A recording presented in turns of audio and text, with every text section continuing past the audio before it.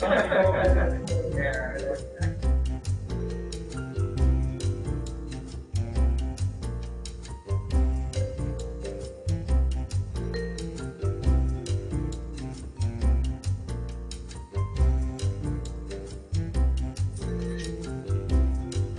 Dusty, we're gonna make it public, so you have to copy on your desk. Because Rob's gonna talk towards it. Yeah, because Rob's gonna speak to it. Yeah. Yeah, but he's gonna talk about it tonight, so you probably will call it up on your screen. It's Cable Revised. Rev is the. Oh, okay. Yeah, we've added all these columns. Yeah, that's what we added. Oh, and it's the same thing you emailed me? Exactly. Okay, perfect. Hi, Bill. How you doing? How are you doing? Okay. Not see if you were under the weather. Yeah, now Ann is. Now Ann is. My husband is. She's under the weather now. Are you feeling better? Oh yeah, I'm leaving tomorrow to South Carolina. I better be feeling better. And My first time. oh wow, congratulations.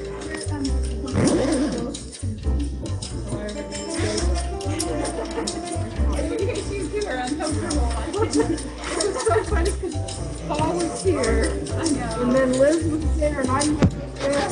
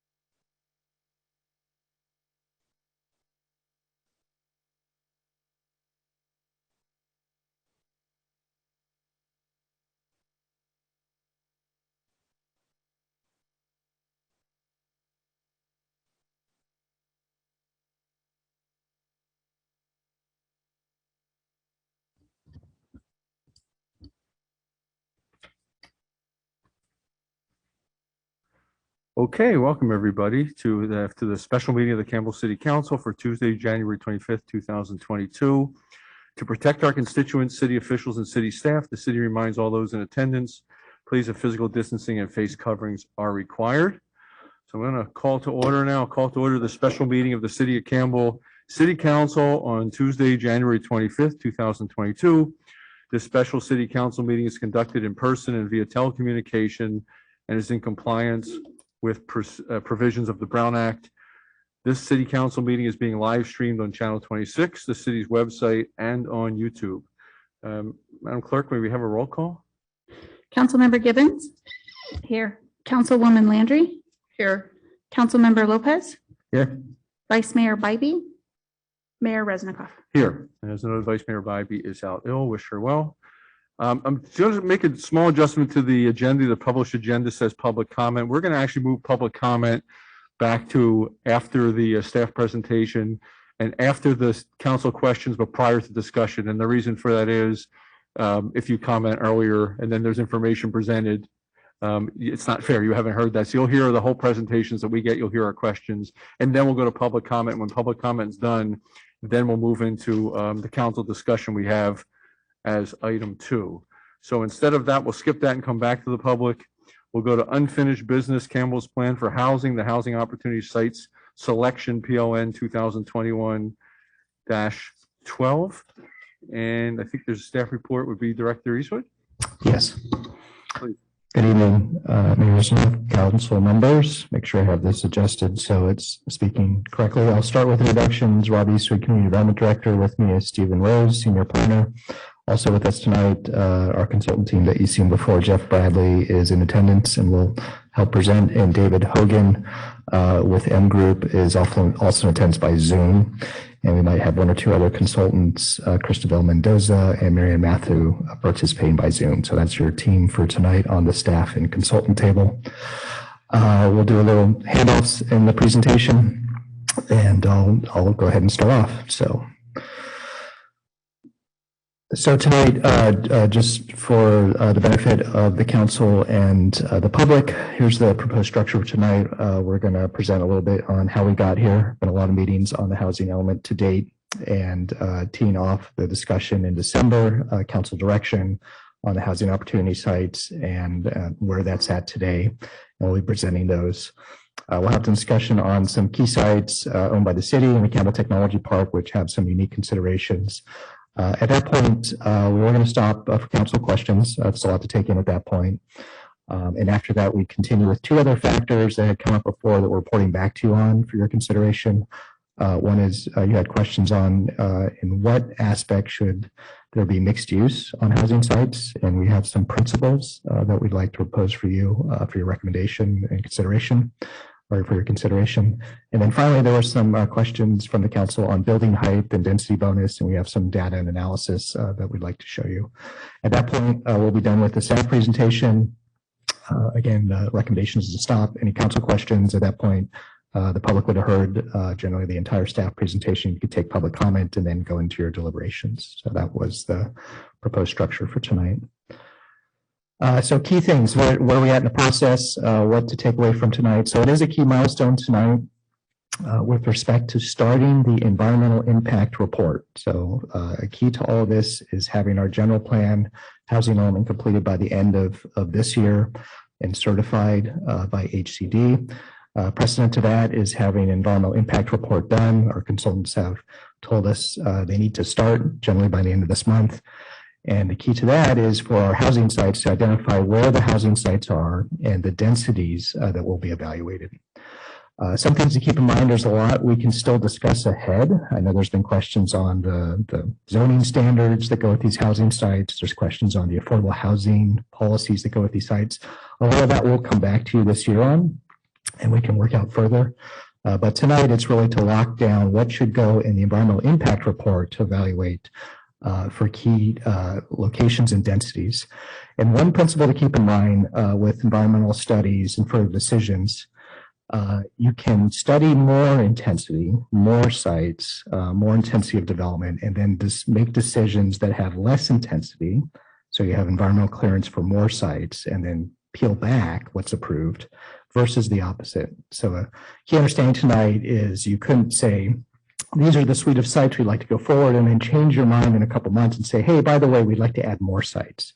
So it is a key point tonight that it's probably better to be more conservative in having more studied in the IR, and the council could peel back later what's actually adopted. So I just want to make sure that's clear to the public, clear to the council on this decision point tonight.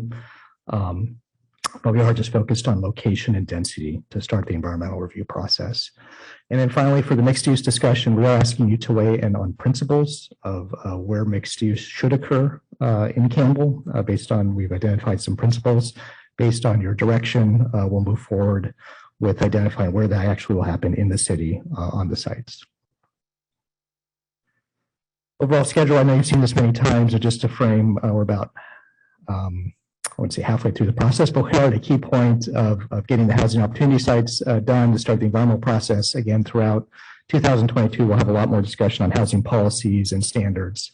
But again, we're at the point where we need to start the environmental review process. Next. So with that, at this point, I'm going to hand it over to M Group. They're going to walk through how we got to the housing sites that are presented to you tonight based on your feedback from December. And the presenting that is David Hogan. He's going to be doing it over Zoom. And to you, David, are you with us? Yes, sir. I am here and ready to go. Okay, we might want to turn up the volume just a little bit. So I can do that. So the council members, thank you for putting this item on the agenda, and I appreciate being able to do my part of the presentation remotely. I know Jeff Bradley is there if there are specific questions, and I will, of course, be here through the entire meeting. At previous meetings on housing opportunity sites, staff has been talking with the commission and council, getting feedback. And what I'd like to do is kind of summarize some of the general feedback that we received and that we've gone into what we've been starting to call the tier 1 sites. Staff has been asked to explore the use of school and church sites, and that has been done. You'll notice there are several church sites on our inventory, and I think at least one came in late in the process, and I know staff will be introducing that later. You wanted us to look at housing densities that were more compatible with the surrounding area. And so one of the things we've done is reduce the proposed densities in some of those transitional areas adjacent to some of the neighborhoods. The commission and council were in favor of considering housing on the Campbell Technology Park, as well as some of the city-owned sites, such as the Courtyard and the First Street Garage. As Director Eastwood mentioned, there is a need to consider mixed-use developments for the appropriate sites. And one of the things that staff will be asking you later is, how would you like us to come up with that recommendation? There was also concerns that new development might exceed the existing 75-foot height limit, and we have some additional information for the council on that. And lastly, it was requested that we conduct public outreach with some of the property owners, and we have done that. Next slide, please. So some of the additional public outreach, the staff has met with some of the faith-based organizations and school districts.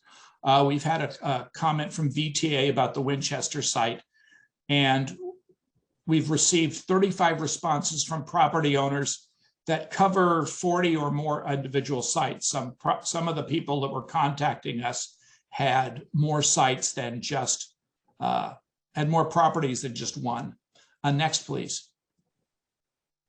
So we've gone into a process of doing a final ranking of the finalist sites that the commission and council recommended. We have 5 criteria. And for each of these criteria, you get a point. If you don't meet the criteria, you don't get a point. So site size, if the site is larger than half an acre, or if there are several sites by the same property owner that combine half an acre, they also get a point. A concern of the city was, we don't want to concentrate on providing 1 or 2 units at a time. We'd like to focus on producing larger numbers. So we've come up with a 50 unit if a project site with the identified density could result in 50 or more units, they get a point as well. Good location, if it meets AFFH principles, is near transit, it's considered to be a good location. Property owner interest. If we received notification that the property owner was interested in redeveloping his housing, they got a point. And finally, based upon input from the council, we have used the top 100 sales tax producers in the city. And if you're not on the list, you get a point. If you are on the list, we don't give you any points at all. Next, please. So looking at that, staff is recommending that sites with a score of 3 or more, so that's 3, 4, or 5, are considered the tier 1 sites. And that's what's being recommended to the council by the Planning Commission. So as you can see from the table, there's 96 sites. At this point, when we went through and did the initial screening, when we went to the Planning Commission, we have 5,610 sites. Since we went to the Planning Commission, there have been some additional modifications that staff will be laying out later. We are still well above the 5,000 target that was originally identified. Next, please. I just wanted to take a moment. We put this on each slide as well, but I wanted to discuss what we've done. With the tier 1 sites, they're all gonna have a different color between yellow and black based upon the maximum density. The sites that are in gray, which are the tier 2 sites, which are the sites that are not being recommended, we didn't put specific densities on those, but they are still shown on the maps to show you which sites aren't being carried over into tier 2. Next slide, please. Okay, this is called Central Campbell, was previously identified as the Winchester Avenue corridor. We've changed the name, unfortunately. So you can see a lot of the sites up along Winchester Boulevard, north of the VTA station. A lot of those ended up with scores of 2 or 1, which means they weren't very desirable. The same as with some sites up by the downtown VDA station, which were a lot of the old 5th cycle sites. A lot of those weren't carried over. You can see that we're recommending that the Campbell Technology Park is being recommended at 30 units per acre due to its location. Next, please. Here's the East Campbell, which focuses primarily on the Bascom Avenue corridor. And as you can see, we have a number of 75 and 60 units per acre around the Prune Yard and along the corridor, with some 45s on the east side of Bascom to begin to do a transition. And the same way on East Campbell Avenue, between the downtown and the Prune Yard, we're recommending 45 units per acre there. And of course, the Fry site is at the higher 75, as is the former Elephant Bar site. Next, please. North Campbell, this covers some of the downtown area and some of the areas along Hamilton and Winchester. Next.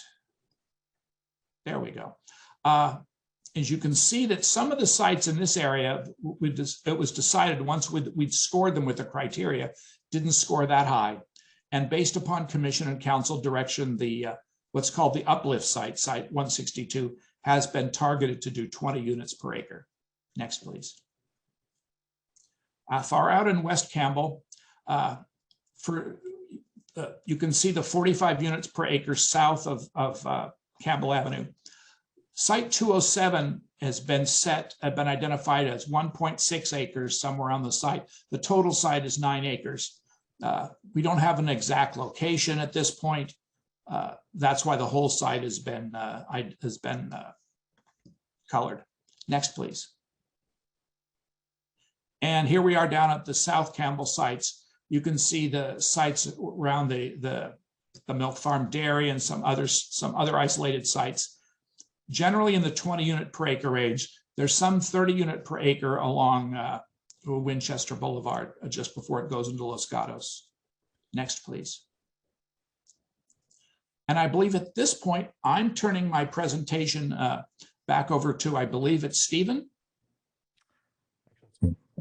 So Rob Easter again, Community Development Director. I pick up this part.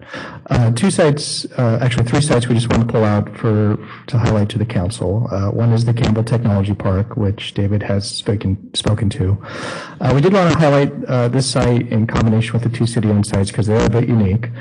Campbell Technology Park, as you know, was originally a drive-in, my understanding, and was a redevelopment project that converted it into a tech park.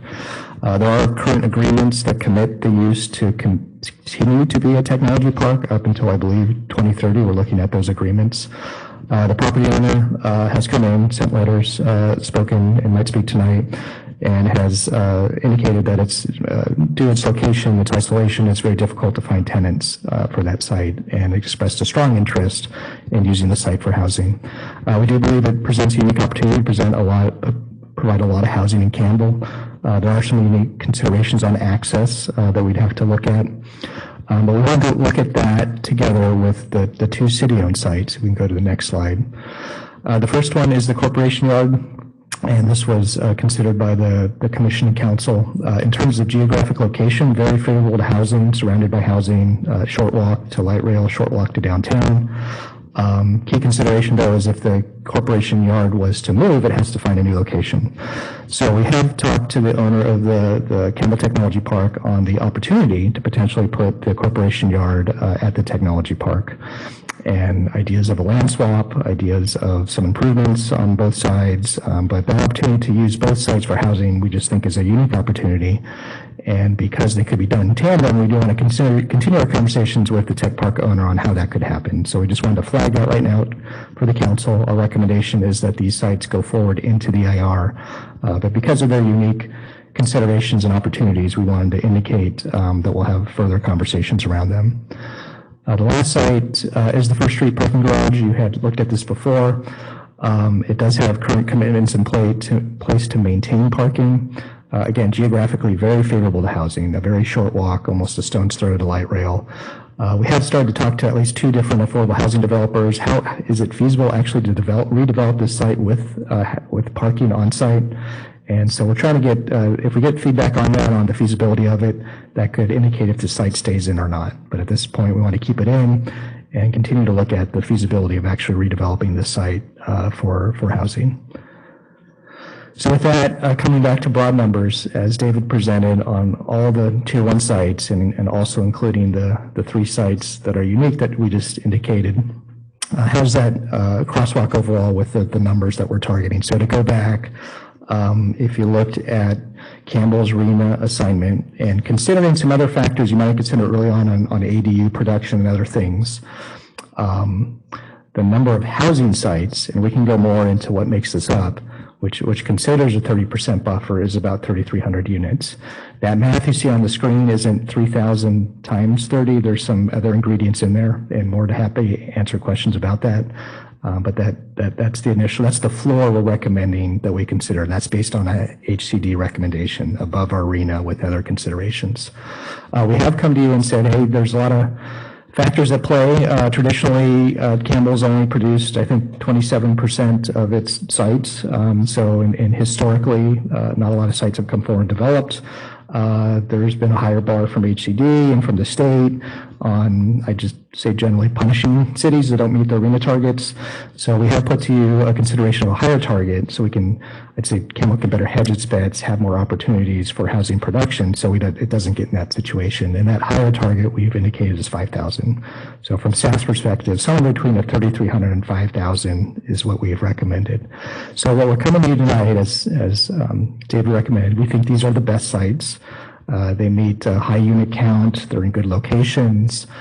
They've gotten council and commission feedback, not a lot of unusual considerations, and they produce a lot of good units in a lot of areas, and they've been discussed before. But if you add all those up, that's about 5,600 units. So in terms of unit count, we're at or above even the higher targets. Planning Commission did consider this. This was 4 days ago. So last Thursday, it was about a 3-hour discussion, a lot of good feedback. Stephen Rose put together a nice desk item that summarized a lot of the color and the feedback we got from commissioners. In general, the commission agreed with the ranking criteria that was used, agreed with the tier 1 housing sites, There was no recommendation to remove or add sites or change densities. They had different comments on considerations of sites, but again, no real consensus to change the number of sites going forward or the densities that are presented to you tonight. Now, we have had some, I'll call them late hits. This either happened at the day of the commission meeting or till now. I think folks hearing, hey, Campbell's doing a housing element, last chance to get your housing sites in or give us feedback. So we have had some late comments on both sides of the table. So we have, I think, at least 3 sites where the property owner has indicated, hey, I'm really actually not interested in housing, and they're listed on the housing opportunity sites now. And so that's a consideration, should they be removed? And then we had 2 sites that have come in that we hadn't indicated as housing sites that have said, I really want to be included as a housing site. Staff has looked at those.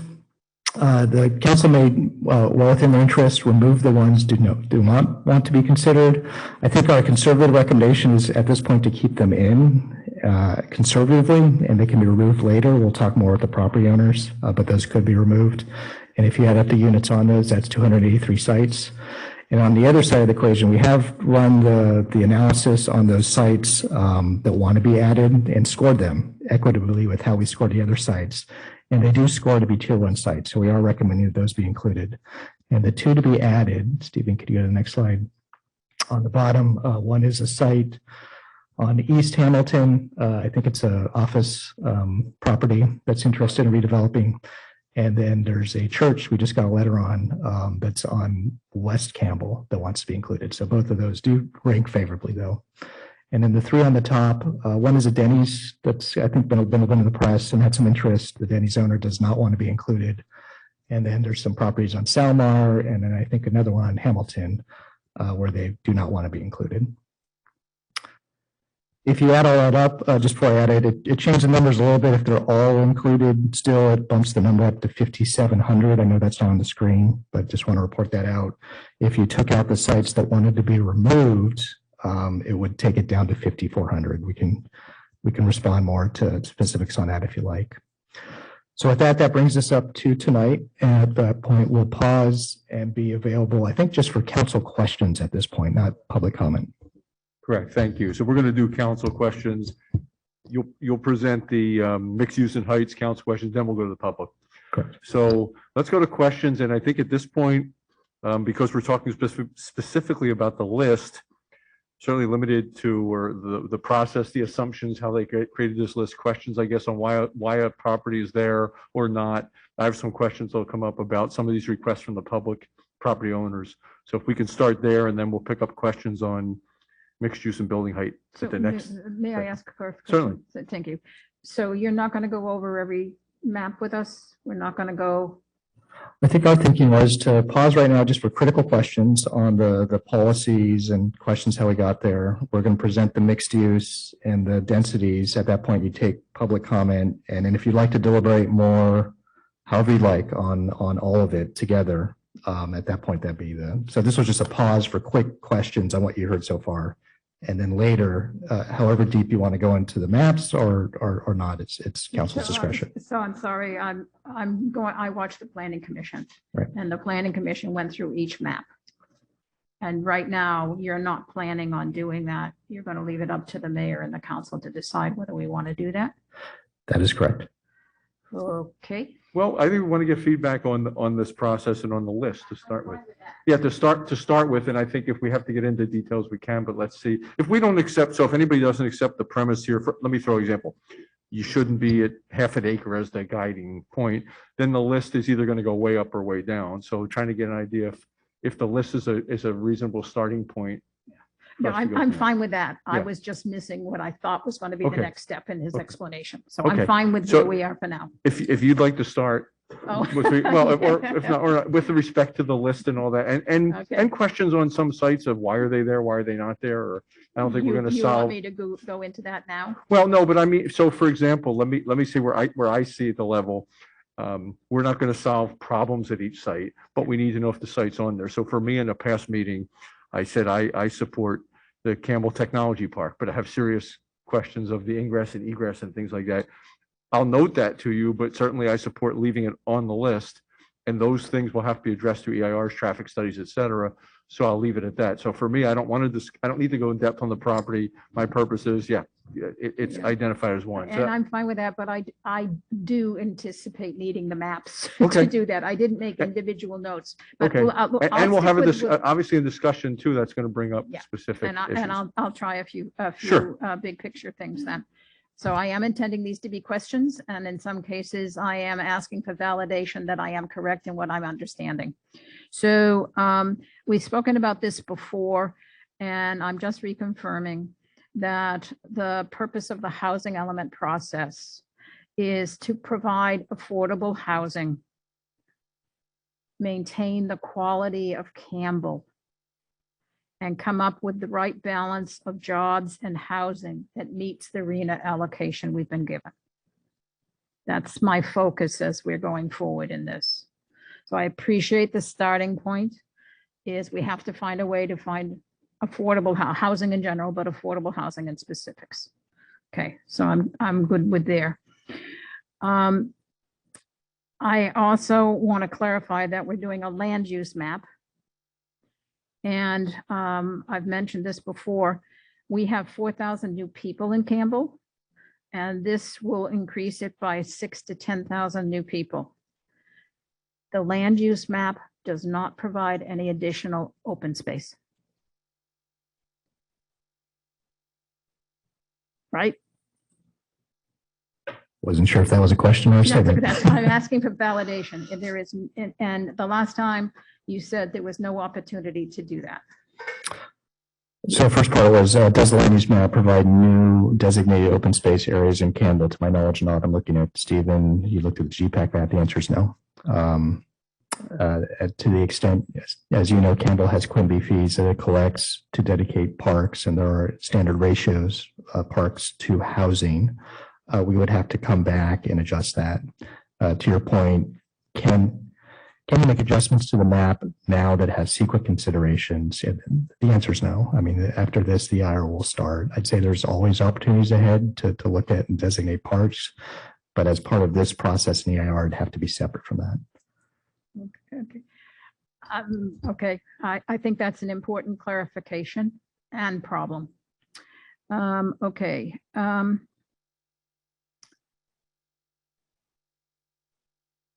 In terms of the numbers, thank you for the partial clarification. The one slide, number 19, I think, had the 3,300 number, and I was looking for it to be 3,900 with the 30%. And you clarified, which the little note doesn't do, is saying that that is 3,900 minus ADU allocations and minus SB 9 allocations. Is that how it got down to roughly 3,300?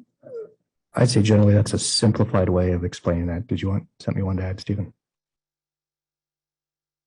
It takes into account pipeline projects and ADU production figures as well. So I'm sorry, you are awfully hard to understand. And yeah, don't turn your heads. Just Of don't course, look at yeah. us. Just speak into the mic. I'll speak straight ahead. I just bet you it does capture those other production figures like pipeline projects and ADU production, like Director Eastwood had commented. Okay. Thank you. So that's the starting point. I didn't understand that from the slide when I was originally studying it. There was a mention earlier that staff has met with HCD. Have they come here? Has there been any kind of preliminary agreement on these maps? What is the status with preliminary discussions with HCD? Campbell specific individual engagement, HCD has not begun yet. We might have had preliminary discussions with their staff on a variety of issues and expectations, but on presenting these numbers, no, that has not happened yet. Good, thank you for that. You clarified earlier SB 10 isn't included. On the, let's see, I'll try and do that. I think you mentioned that last time. I have a comment on the courtyard, but I will hold that. And I have comments on individual maps, but I will hold those. And the other comment that you just spoke to, which I think is important to make sure I'm understanding correctly, is that this is an exercise in land use, and I'm going to call it worst case scenario, to give us the best flexibility down the road with with an EIR work done to come up with whatever number council ultimately wants to end up with. So even though you're at 5,600 and there's a recommendation of 5,000, council isn't committing to those numbers tonight. When we come back during the summer with information from the EIR and other aspects, those numbers will decrease and we could easily be under 5,000. I want to make sure. I'm happy to give staff latitude in the land use map. I'm happy to give latitude in the EIR process.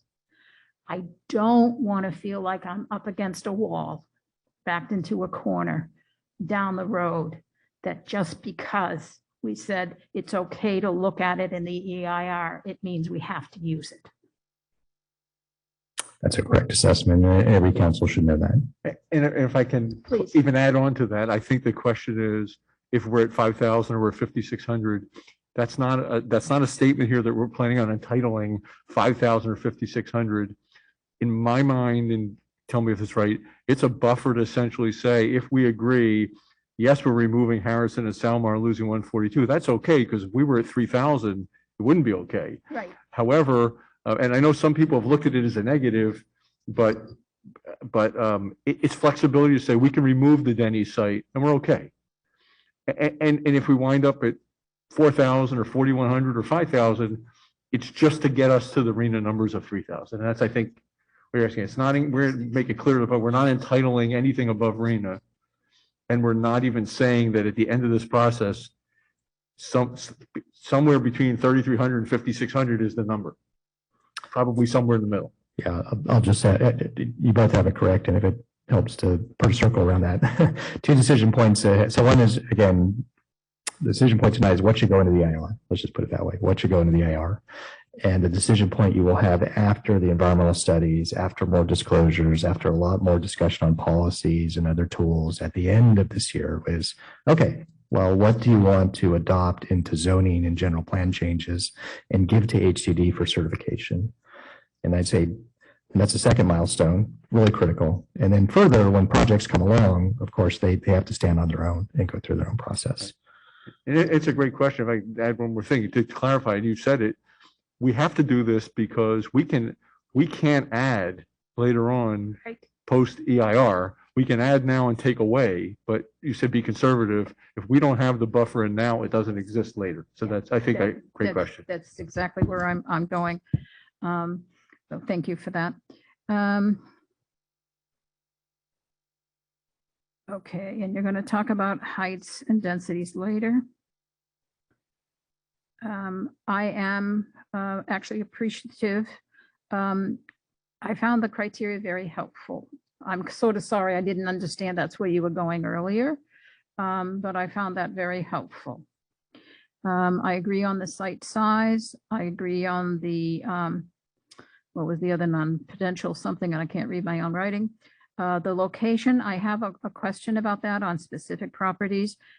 We can go over it, but my question is, many other cities don't adhere to all the HCD criterias for Affordable Fair Housing Act. I think we've shortchanged ourselves in some opportunities because I think we tried too hard to stick to that. But I'm fine with the criteria, just I'd have liked more flexibility with that. Property interest, obviously important. And I think there's a couple properties we may still have missed. And obviously, we've all talked about this, protecting tax revenue. That's significant. So I'm fine with that. I'm fine with the tier 2. I might have some comments when we get to the specific sites. And okay, I do have some, so for example, my question on the tech park, and I don't know if this is the right time to ask it. The tech park at one point had 2 owners. Moeller Accounting bought one of the buildings. And do we know that they're all one parcel now, one owner now? I do not have that information. Okay, The owner so might that's be in something that we can tonight, follow yes. up on. Okay, correct. because that was one of the types of questions I had, and I have more. Okay, I think that covers my big picture questions as far as staff has gone. Thank you. And your comment about properties that may be missed, the discussion time becomes critical because that's the, what do we want to remove? What do we want to add? Councilmember Lopez? Did you have a comment? I'm sorry, I didn't see like, I was just planning on going down the road. Okay. If you'd like to go first, that's fine. I'm Yeah. sorry. So also just for understanding, and thank you, great question and questions and discussion. Just to also make sure I'm understanding the process, affordable strategies will come later in this process, right? Correct. Okay. So won't get into that tonight. Thank you. I just want to make sure I'm understanding what tier 2 means. Is that just there for comparison, or does that mean are they essentially being removed and it's just there to show up? Okay. Yes, they're being removed. Thank you. Trying to keep this broad with the East Campbell map. Why was that section removed next to the light rail? And I may just be forgetting our own discussion. This is the second map. That big chunk down in the bottom, yeah. Why was that tier 2? Yeah, I'll start and I'll ask Stephen or them group to move in. I know historically these sites have actually been in 2 housing elements so far. As you've seen, not a lot of them have redeveloped, so they haven't exactly come to fruition. Number one. Number two, a lot of them are very small and parcelized, and I'm not sure if there's a lot of common ownership. So both empirical data, how they've haven't developed to date, and due to their small size, they just didn't rise. There's much better sites, we think, to go forward rather than these sites. Thank you. That's helpful. Just out of curiosity, which church was added in that came in after the process?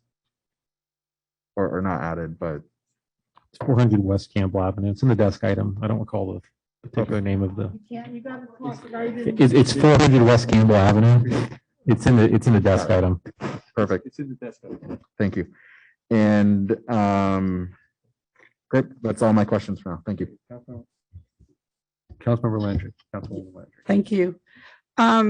Thank you. Got a lot of information here, lots of numbers crunching. Okay, so one of the conversations is the tech park and the courtyard. But in the tech park numbers, it doesn't deduct the number of housing units if the courtyard moves there. And I got to add on to that question. My understanding from emails today, there's been no assessment of what it will cost us to move the courtyard regarding technology, hardware, pump, the fact that there's a hazmat from gold gas tanks. So this is right now, the way your proposal is, it's strictly saying this could be a housing site. There's no evaluation of it's 15 feet below the adjacent properties. You have to add dirt. So the cost is not associated with that, correct? I was waiting for the question to come. Correct. I'll answer both questions if that's okay. I'll answer both questions if that's okay. Okay. The first question was, and it's a great observation. We did not net out of the Campbell Technology Park a relocated corporate yard. That is correct. We'd have to come back and redo that math. It would be less numbers. So again, for the IR, it's better to go forward with more numbers, but you are correct. We could end up adjusting, the numbers higher with the rest of the tech park, but that modification to the numbers has not yet been done with the tech park. And to your second Okay, question, Rob, I'm really sorry. I cannot hear you. Yeah, You don't have to look at me. no, it's okay. It's muffling. It's cannot understand the word you're Yeah. saying. Well, to better articulate Councilwoman Landry's question, so we have 2 sites for housing sites. One is the corporation yard. I think you understand it, but just so the public's getting it. One is the corporation yard. One is the tech park.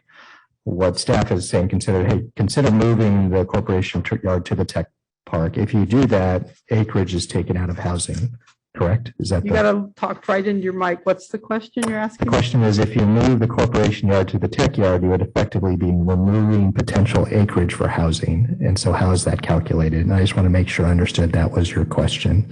And your observation is correct. We have not made that adjustment yet to the math. Number one. Okay. Number two, we have not done an analysis yet fiscally on the cost, and that would have to go, that would have to happen in the future. Again, we're at the highest levels right now of concept, and feasibilities and cost would have to come later. Okay, and then regarding the tech park, as Councilwoman Gibbons mentioned, there's more than one owner, I'm pretty sure, on the tech park, and we've only heard from one person, and he's said that he pretty much owns all 4 parcels. Is that correct?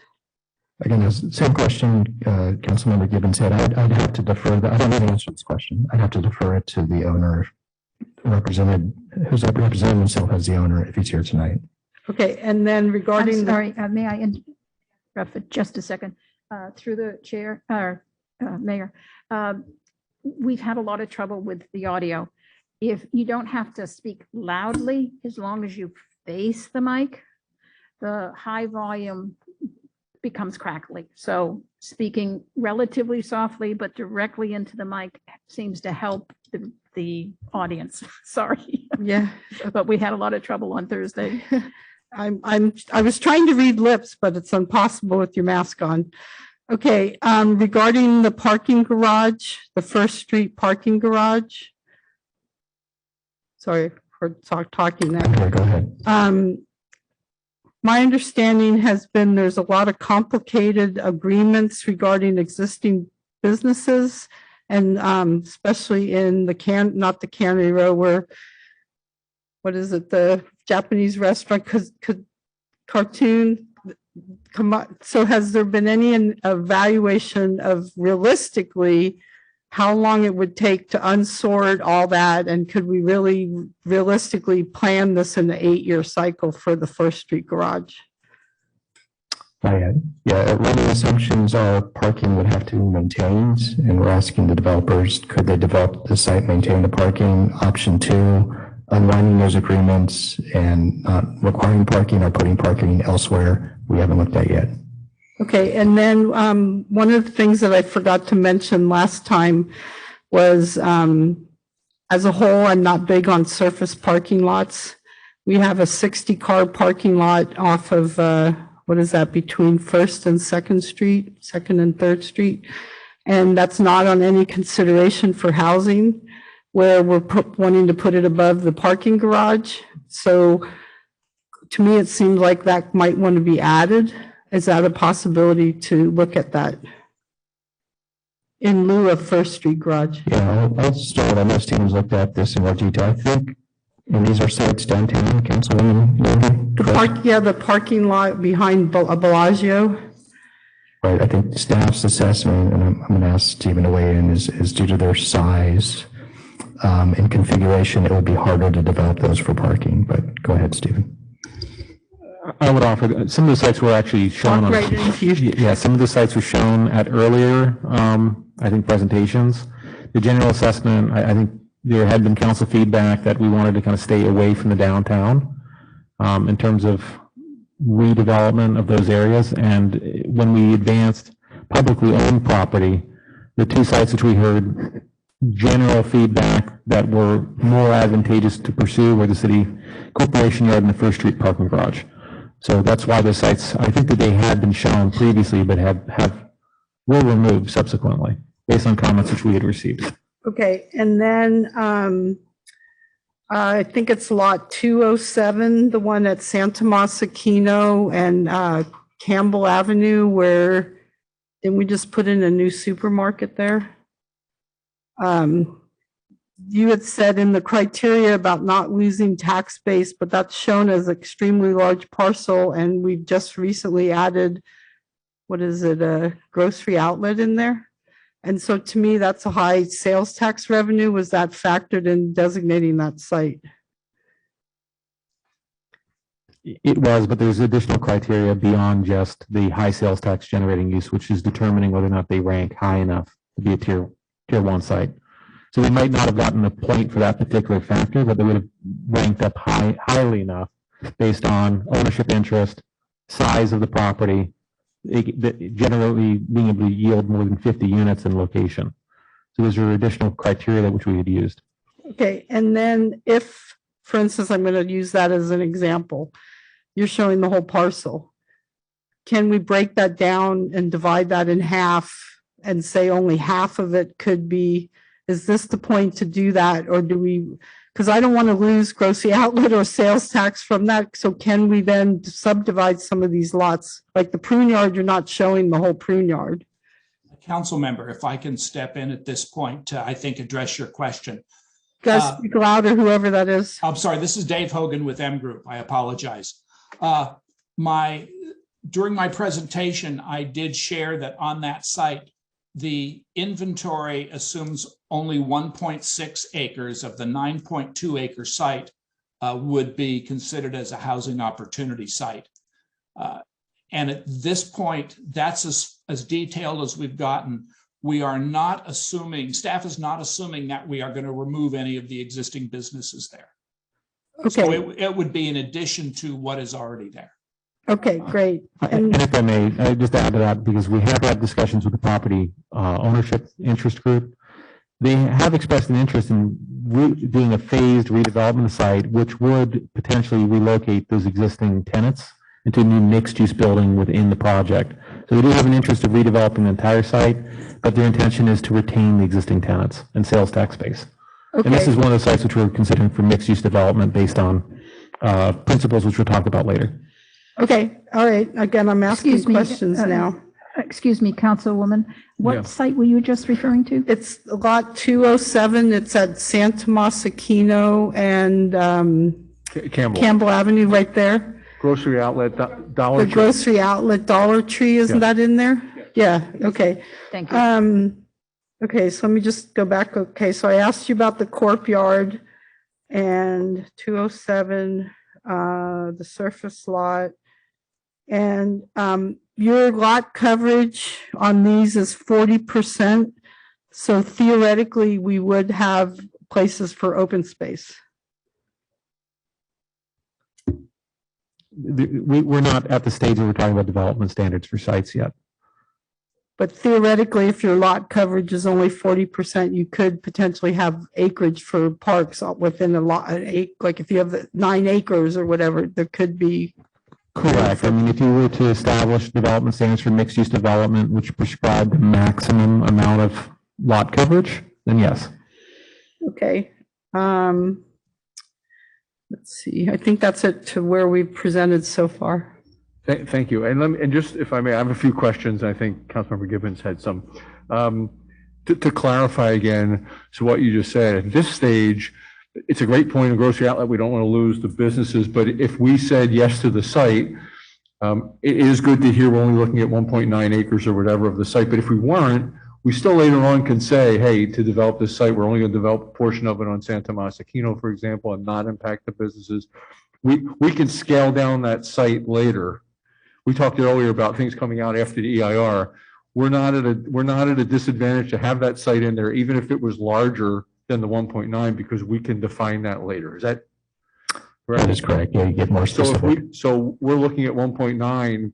If in fact, like Stephen said, they want to develop more, let's say they want to use more for housing, we have a little flexibility if I identify a site to say we might do that, we might not. Is that correct? Or in this case, we're only looking at the 1.9. Right. I mean, one principle there to add more intensity and development. Okay. Right. Would be more difficult, but to give. Can I follow up on that Yeah, then on sure. your question, since you're following up Yeah, on my that's question? a follow another one. Yeah. Sure.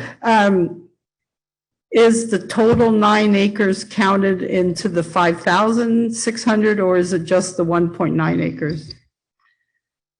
The totals you're seeing reflect in the report, that 56, I think 10 number, that assumes only the 1.9 acres that David Hogan had indicated. However, I would clarify that it would be our intention to change the land use, to study the change of the land use designation of the property at large. So we have these assumptions of reduction factors, which we're kind of conveying that capture a realistic development potential, which we believe will really pass muster when we're submitting these to HCD for review. But as far as our environmental analysis goes, we'd be studying the impact of the entire site being studied at that higher density range. It's so hard to understand. The site's 9+ acres. You were saying we're only planning on 1.9 acres of it, but you're saying the total number of units, we're counting the 9 acres? This is probably it's a good site to be talking about because it's the one unique site that's being treated like this, arguably the Prune Yard as well. But as far as our environmental review goes, we're going to be, when we release the notice of preparation, we're doing environmental impact analysis. We're going to be contemplating these land use changes applying to the entire property. So the 60 unit per acre assessment would be the land use change to the entire property, even though when we're preparing the housing element and we're submitting these sites to HCD for review, there's an assumed reduction factor. What we're assuming, what is the reasonable proportion of site which will develop within this next 8-year cycle?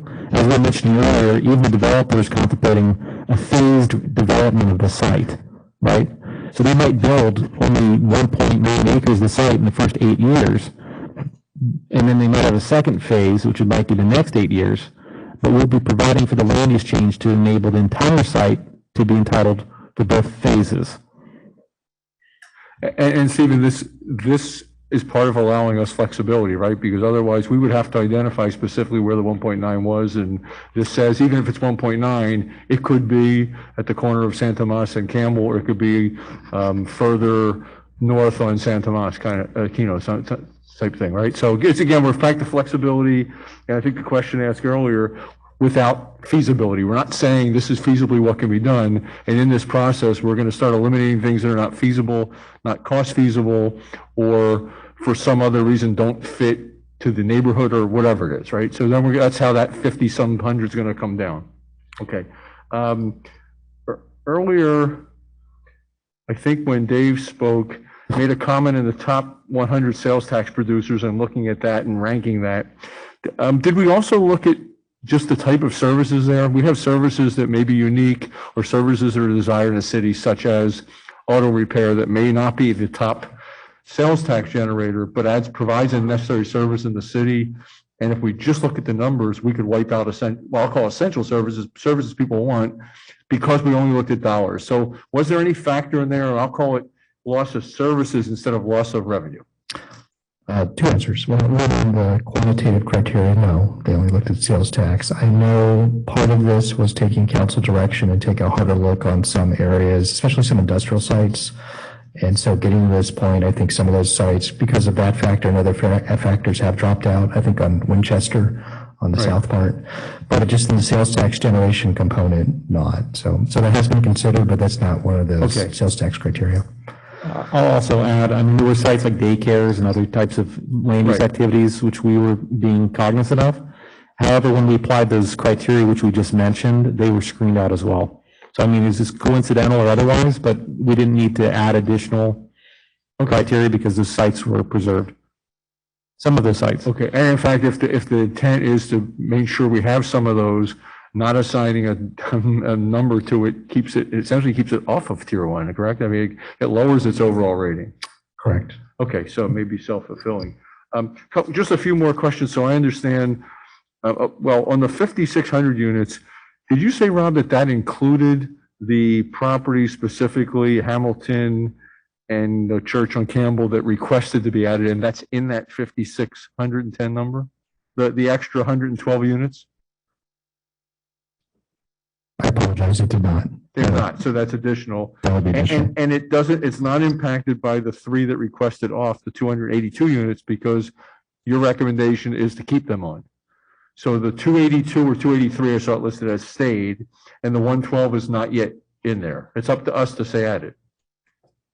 That's correct. Okay, and then lastly, just so I understand, because we're going to look at those, on Harrison and is it Harrison and was it Harrison and Selmar or Hamilton and Selmar? I'm not sure. I can't read my own writing. I think it's Harrison, right?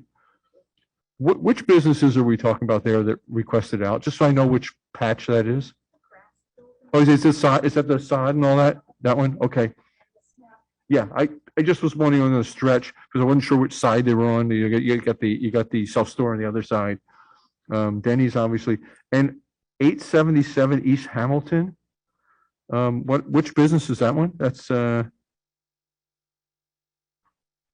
this is site 283, I believe, on the map that we're talking about. That's the Chicago Title Building. It's a two-story office building with a large. and what's in there now? Chicago Title, I think, is the anchor tenant of 283. It's a number of like CPA offices. Oh, okay. Oh, I know I know where it is now. I understand it now. And lastly, the 1500 East Hamilton, is that the building, not the church is like on the corner, then you have an old Victorian. Is it right that beyond that, so it does extend one more? I know there was at one time a request from the owner of Victorian to be in, but that's not that address, correct? Campbell goes one more building. So I might have misspoken earlier. The 283 is 1500 West Hamilton. So that's the Chicago Title Building, which is across from the church site. Wait, 1500 East Hamilton is the church site, or? It is not. It's across the street from the church site on Lee Avenue and Hamilton, across from eBay. Effectively, Oh, so 283. As you're seeing here on the screen, it's on this side of Lee, you're saying? correct. As you're seeing here on the screen. Is the So corner office building on this side? correct. It's a two-story office building at that Because northeast I thought corner. Campbell ended at the Victorian, so I get it. Okay. Thank you. That's all I needed. And I think Councilmember Gibbons, we got into some sites at that level. Let's see where it goes. And I'll see. I don't think you want my opinion if something should be in or out. You just want questions. right, because I think when we get to discussion, we're going to talk about what we want to add. That's what we're trying to get to here and the Okay, so criteria to do that. So I'm going to do that. Question, the Shell gas station on Salmar, did we confirm? We kept thinking that it was the same owner as the Staples. It is a parcel not included because, I know Factor is a long-term lease and indication retained that with the gas, company that's there, but Mass Stephen away in the ownership. To the best of my understanding, they are both commonly owned, but it was the lease agreement and that it had ended up having the gas station site removed. so that's it. It's the lease that's holding that, even though we had early conversations that it was one parcel. It's one owner though, yes. It's one owner. Okay, thank you. The dental building on Railway that just had the for sale sign put on it, corner of Campbell Ave and Railway, where do we stand with that? It's not presently on any of these lists, so if it was a site that the council wanted to entertain adding, it'd be one that you would add to tonight's discussion. I would like to remind council to bring that back if I may. There was also a site on Rincon that backs up to the Campbell School of Innovation. Did we have a chance to look at that? It's quite a large parcel. It's in the middle of a bunch of townhomes.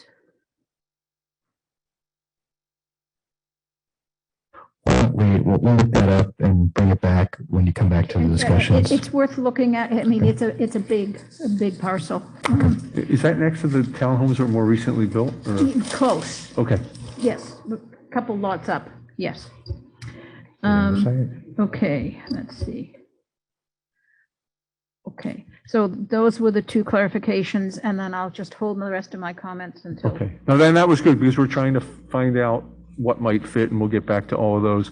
So thank you. And Rob, I think you're now going to go into other issues and factors, mixed use and building height. Then we'll bring it back to the council and we'll bring it to public comment at that point. That's correct. And this part of the presentation, Stephen Rose will present.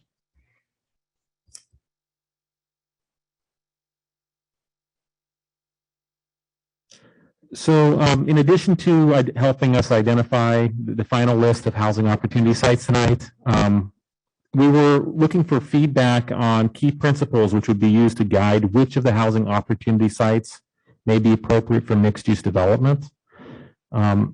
Further, which we'll cover here in a moment, and understanding that these mixed-use land use designation may present challenges for redevelopment. The second question which we have for the council tonight is whether or not the mixed-use land use designation should apply as a mandate or a requirement on these properties, or if it should be provided as an option for property owners to consider. So with that, the mixed-use development principles that had been arrived upon by staff had taken into account the density of sites, We're also targeting larger sites, which we'll explain here in a minute, pedestrian-oriented sites and sites which it might make sense to maintain or provide a commercial component in order to offset a potential loss of services in the area. And just as a couple examples of these, for instance, the prune yard might make sense that any new future housing project in that area could provide a mixed-use component, given the fact it's being targeted for a density of 75 units to the acre. And it does happen to touch on a few other principles we've talked about, like, or that we will, like, it also happens to be a larger site, similar to the Fry's Electronics. So the Fry's Electronics also might be a site which we target, given its larger area and the ability for larger sites to provide mixed-use opportunities within them. We're also looking at sites, targeting sites which are pedestrian-oriented, such as those located between the downtown Campbell and the Prune Yard. On this particular point, the Planning Commission had also commented on a potentially additional criteria, which was targeting sites along major commercial corridors like Hamilton, Bascom, and Winchester. And then finally, we'll be potentially identifying sites for a mixed-use designation where there is, to offset a loss of services like the Santa Monica Plaza Shopping Center, which we mentioned earlier, or potentially, say, the Milk Farm Dairy site here in the Santa Moss area. So understand that there's a lack of services in that area existing. We wouldn't want to remove that without providing some new mixed-use component back, or at least the option of a mixed-use component back in some future development of that site. So separately, the City Council had identified concerns about some of the densities that we're targeting at the higher end of the range. Those being sites that, like, say, a 75 unit per gross acre or per acre maximum, and it questioned whether or not such a high density could result in an unintended consequence of these sites exceeding the city established 75-foot building height limit. So as an exercise, staff had prepared a very big picture exhibit, which is meant to help summarize and explain the complicated relationship between density and height, which you see here on the screen. It wasn't intended to provide or anticipate every single potential scenario. I mean, I will offer, it doesn't take into account, for instance, say a ground floor commercial component of a mixed-use building or podium parking. It doesn't take into account, and I think that there's a desk item, which I believe it was prepared by Councilwoman Landry, which actually does a good job of summarizing some of those additional factors, which this table is perhaps a little bit too simplistic to summarize, such as taking into account elevator shafts, staircases, and other amenities, parts of building that do take up area, and trying to provide a little bit more of a fair estimate on what potential lot coverages might look like. So, I mean, what we were trying to do with this particular table was to summarize, say, at that very bottom row, assuming, let's say, a worst case scenario, a site with a density of 75 units to the acre and a density bonus of 80%, what could be an expected height, not taking into account all those little smaller details. And staff's conclusion was that the table concludes, based on all these factors and assumptions, that it could result in about a 62 foot tall building. The purpose of this table wasn't to definitively answer the question of exactly what height you'd get at a certain density, but to help us paint a picture that it's not something that's insurmountable for us to keep buildings underneath the 75-foot height limit, especially understanding that we can explore tools, overlay districts, and other mechanisms, development standards, objective standards, which could help encourage developments to stay under that number. Now, that's not also to say that even with the imposition of all of those things, if we establish a minimum lot coverage requirement, maximum floor height, all of those good things as part of development standards and overlay district and objective standards, we could still have a situation where we could have a project in the city that exceeds the 75-foot height limit. So I don't want us to be totally lost on that, but that could happen irrespective of the densities which we're talking about. There's past state law, which if you have 100% affordable housing project next to a light rail station, a lot of these standards apply, a lot of locally adopted standards would not apply, including the city adopted height limit. So that's something to keep in mind. So the big picture we're trying to get across is that with this whole table in mind, we think that the likelihood that sites which we've identified will exceed the 75-foot height limit will be low, but not impossible. And we think that we have mechanisms, tools, which we could use to help control that from happening. With that said, I mean, the way that we came about the table was we provided a couple of affordable housing examples from San Mateo and Santa Clara County. The example here on screen shows a 127 unit project. It's a senior housing facility located in Foster City. And in this particular project's example, it had a 588 square foot per unit size, which resulted in only about a 60-foot tall building.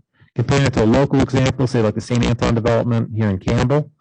Again, one could discuss about exactly how height is measured, but that building came out to 58 feet tall with a 786 square foot average unit size. So we're kind of averaging these things with in that particular case, the St. Anton project was about 70 units to the acre. So we're saying we're in the ballpark. And again, these development standards that which we could implement could help us control some of those factors. In review of both the mixed use development standards as well as the height discussion, which we just went over, the Planning Commission was in agreement with the mixed use criteria and had added that additional criteria, such as targeting sites which are on commercial corridors like Bascom, Hamilton, and Winchester as sites which could support mixed use development. And then separately, the whole conversation of whether or not in these sites and where and how we're applying a mixed use land use designation, the commission seemed very open-ended for that to being applied as an option for developers to pursue, with the city exploring incentives for sites which we wanted to support or encourage mixed use development from happening, to encourage them from happening. And with that, we're going to pause for council question. Thank you, Stephen. I'll start in fairness this side now, and you have your chart. So please, Councilwoman Landry, start it off. Oh, it keeps going on and off. Are we in questions or discussion? It's actually questions. Thank you. Okay. So you referenced the chart that I put together. And you made the fair statement that your chart was generic and did not include stairwells, corridors, and that kind of stuff. But my concern is what has been presented so far does not really truly reflect the accurate height. When does this information come into it? Because as we discuss this, I'm going to mention this quite a lot. I'll start, Stephen can. So I'll just say the concern from the council was the question. Campbell's contemplating higher densities that haven't been considered in this city before. Does that result in a higher likelihood that a density bonus project could come in and exceed our 70-foot height limit? That was the question. And as Stephen presented, we did some empirical analysis of other projects and did an assumption. And thank you, Councilwoman Landry, you've done your own independent analysis and provide that. And I'd say there's no absolute answer we can provide you tonight. There's a set of assumptions we have on what a project could look like and its height based on a variety of assumptions. And I'd say, as Stephen said, there's no way we could ever tell you tonight that a project will never exceed the 75-foot height limit. I think staff has some confidence and totally believe where the council is coming from, but based on the empirical case studies we've seen in other jurisdictions that have done density bonus projects at higher jurisdictions, that likelihood isn't that high. I could totally hear the council that the concern is higher. I think we'd agree generally that it could happen. And staff would agree with you on that. Well, we would like to defer the discussion to, without getting into the details on what assumptions you would have, because any way you look at it, I think we'd agree that it could happen, is that we will come back to you this year. There's a lot of great tools out there. and affordable housing developers have talked to us, other cities have talked to us, housing consultants have talked to us, that will help mitigate that from happening. And that's housing affordable overlay zones, that's regulating unit size, that's other development standards. So we want to bring back to you the tools that will decrease that likelihood. But again, based on the table you've inserted into the record, Councilwoman Landry, Stephen has, there's a number of assumptions that could go into this. And we don't want to debate to you tonight, yes or no, it never could happen, because it could. But we just want to present, here's the data we know, and we want to come back to you and talk to you about what tools can we use to address the issue later on. Okay. And your chart that you prepared assumes only a 10-foot floor to floor, which is a residential standard, not a 15-foot floor to floor, which is a commercial parking retail, right? You're at the 10 feet floor to floor. That's correct. Okay, thank you. Thank you. Councilmember Lopez? No questions for me. Thank you, Councilman Landry, for the chart. Okay. Councilmember Gibbons? Thank you. So I share Councilwoman Landry's review of the chart provided by staff. I think that the community development director and I had a very, I thought, very good conversation earlier. I'm struggling to emphasize my concern about the table, but I learned from the conversation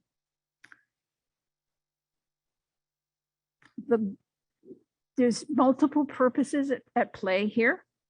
And one of the assumptions is that in order to incentivize developers, and I'm asking if I understood you correctly, to incentivize developers to provide affordable housing at quantity, that you need to talk 60, 70, 75 units an acre.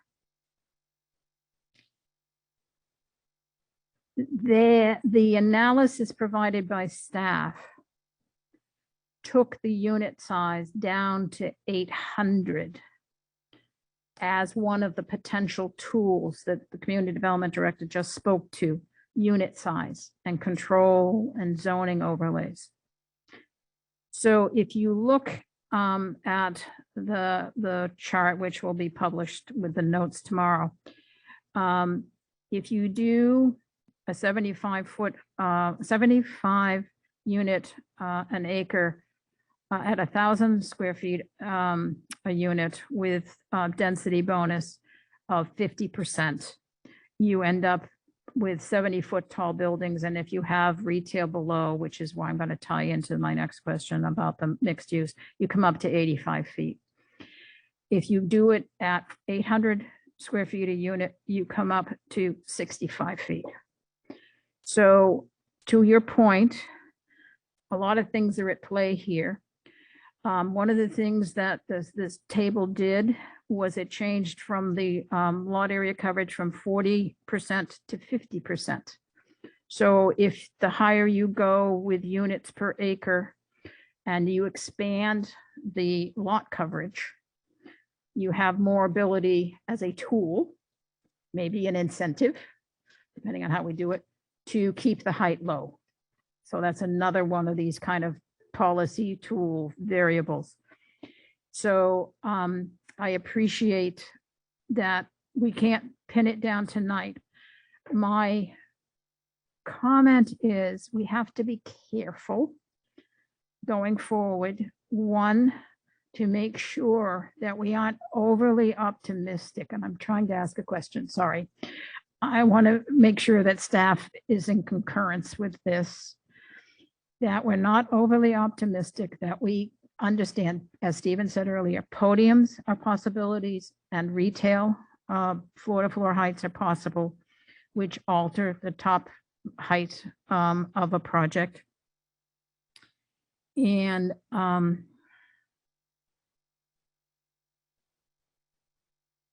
we are so focused, if I may say, please confirm. We are so focused on trying to find ways to provide affordable that when we try and analyze something, we say, okay, that could be affordable, that rate at that square footage. I would ask that staff be aware that we have to hedge, just like you're hedging the 33,000 up to the 5,000 or 5,600, that you have to hedge to the worst case scenario, which would be a market rate project coming in at 75 units an acre. And according to this table, you could end up with a 95-foot tall building. So is that something that going down the road that we can have more discussion, as Councilwoman Landry has said? Can we make sure that we don't get so focused on affordable that we miss what we have to do in market rate too? Yeah, absolutely. I'd say clearly hearing council direction, our goals, going back to your comment, we want to produce a lot of affordable units, but at the same time, acknowledging Campbell's unique character, don't want unintended consequences. So realizing those objectives, we want to bring back the tools that hopefully have a win-win, encourage a lot more affordable units that have design projects that fit into Campbell's development standards. So the answer is yes. Okay. Thank you for that. I appreciate that discussion. And I have one more comment, which I may, if I may, which is the mixed use. I'm a little challenged by the mixed use discussion and what our policy should be, and if we should go site by site. And I'm not quite sure if that's what you're going to be asking us to come up with. We have a lot of empty retail space. You're adding potentially new buildings that may need more convenient retail space. One of the planning commissioners said that we need to have, because in the notes from Stephen, we need to be aware that there's more than retail use for commercial space, doctors, dentists, lawyers, et cetera, et cetera, et cetera, real estate. So I'm not sure how much more discussion we can have. I'm not clear in my own mind how to say yes, mixed use here and no mixed use there. I don't think we know enough yet. That's fair. Can we bring that back into the discussion? And then I think Okay. I think it's fair. I think it's fair. I'm not sure there's a question there, but there's a concern. Yes. Okay. Thank you. So just a couple of questions, Rob. Regarding mixed use, if it's optional or mandatory, is that an all or nothing? Can that be viewed either site specific, or let me think, category specific? For example, if I'm pedestrian oriented, that reeks to me of certain commercial that would be used by pedestrians. If we're talking loss of services, I certainly want to look at those as replacing a service, but perhaps I don't at the larger sites, or, and devil's advocate, maybe the larger sites, because we're losing so much of a Fry's property, it's more mandatory there. Can we look at the categories, or if not the categories, maybe look at the sites as they come in and say, this is part of the project, and this project it's mandatory, but on this project it's optional? Yes. Yeah, it'd be good to get the principles up front. That's exactly your point, Mayor Resnikoff. In certain instances, you might want to mandate mixed use and have it up front. In others, you might say mixed use is optional. I'd say at a certain point during this process, for the end of the year, we need to have our development standards, or at least we declare that. But to the areas where it's an optional, you can have those negotiations when they come in. So it's a little bit of a blending there, and you can leave everything completely wide open because it doesn't prevent objective standards probably to developers coming in. But to me, I think we're just trying to start with principles. Where does it make sense for mixed use to happen? Have that discussion, and then we can come back maybe to where are those sites in the city, and then more of a discussion on mandatory versus optional. So it wasn't intended just to be the opening conversation. Okay. Because there's a lot of discussion on this in general. But it's flexible to get to that point. Yes. So for tonight's purposes, and it's a similar question on the heights. I've heard obviously a concern, but I've also heard you say there may be ones that we can't control, but there may be. For either of those things, the heights or the mixed use, is it fair to give direction today ultimately to say we're supportive probably of mixed use somewhere not, but we need to have that discussion later on how we determine what that is, because we're not all going to agree. And also direction of, we're concerned about exceeding height limits, recognizing that we may not control 100%. You talked about tools. Can the direction be to you that we want to make sure we're bringing back those tools to minimize the chance of doing that, and maybe to even negate it in certain areas? Is that level of direction for those two issues good enough for tonight? Yes. Okay, so that'll help understand that. Okay, so at this point, yeah. So what I'm asking is,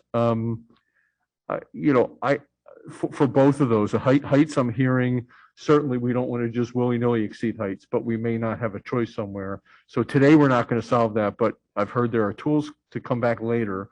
And can our direction be that, that's a concern of ours and we need to nail that down before this is going to be a completed process. And similar on the mixed use, I certainly have ideas of where it might fit, where it might not fit. But if we make it all optional, I think it all goes away. So I'm asking that we could have that conversation too before this is a final process, and have some criteria where it may be optional or maybe mandatory, either at site specific or at what I'll call category specific large pedestrian. So I was just trying to say, like, we can't get into the details on that tonight, but we can express that is something that has to come back and be decided. Absolutely. Yeah. As with everything, we want to start with principles, right? So where does it make sense? And I always consider 3 buckets. One is, does it make sense to have mixed use, residential only? Mixed use is optional, or mixed use is mandatory. But tonight we want to present some principles on what you consider, how it falls in those buckets. Based on your feedback, we're going to come back and sharpen that more on sites and where that is in the city. Okay, because at the end of tonight, and this will be for the public comments about to come up, we're going to have a list of what's included on the site. There's going to be a site list. There's going to be some direction or concerns we've expressed about mixed use and heights, and that certainly is something that the public, 3 areas certainly the public can comment on whatever they want. But that's something before us tonight, that especially the list that we have to accomplish. Yes. And a lot of this, we have a lot more coming in the future. There's going to be details down more to the site specific and category specific and density specific, things like that. Okay, any other questions from staff?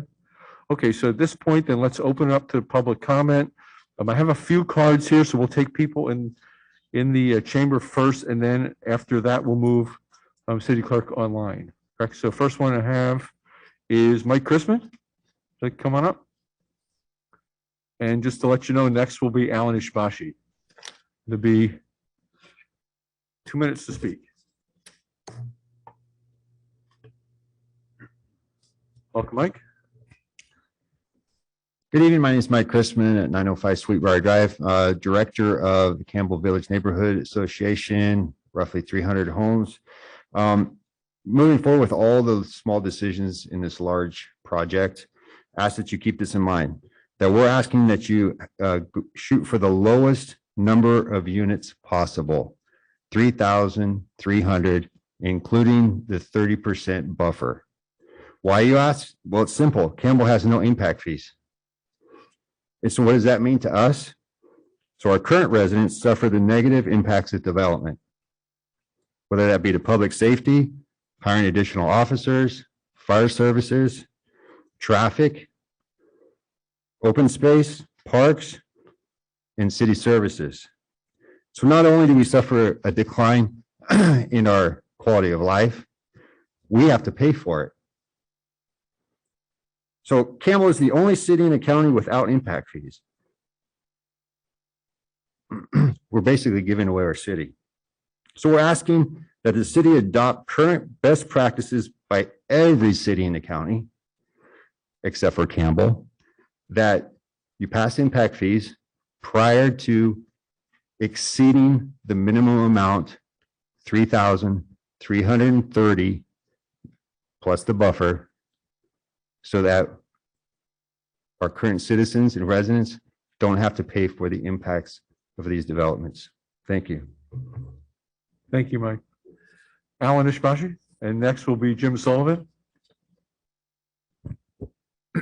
Good evening, Alan Ishibashi. I want to say I appreciate everyone's work on the housing element. I've attended every single meeting and every community meeting thus far. Assuming it's approved tonight, the community center neighborhood greatly appreciates the 251 site having a max density of 20 units an acre. On a related note, I understand that planning staff is discouraging people from submitting housing applications until the housing element is approved, which is 12 plus months from now, probably longer. This makes sense, I think, for sites at high densities that aren't currently allowed in the general plan. But I think this makes little sense for sites that are currently allowed under the general plan under 27 units an acre.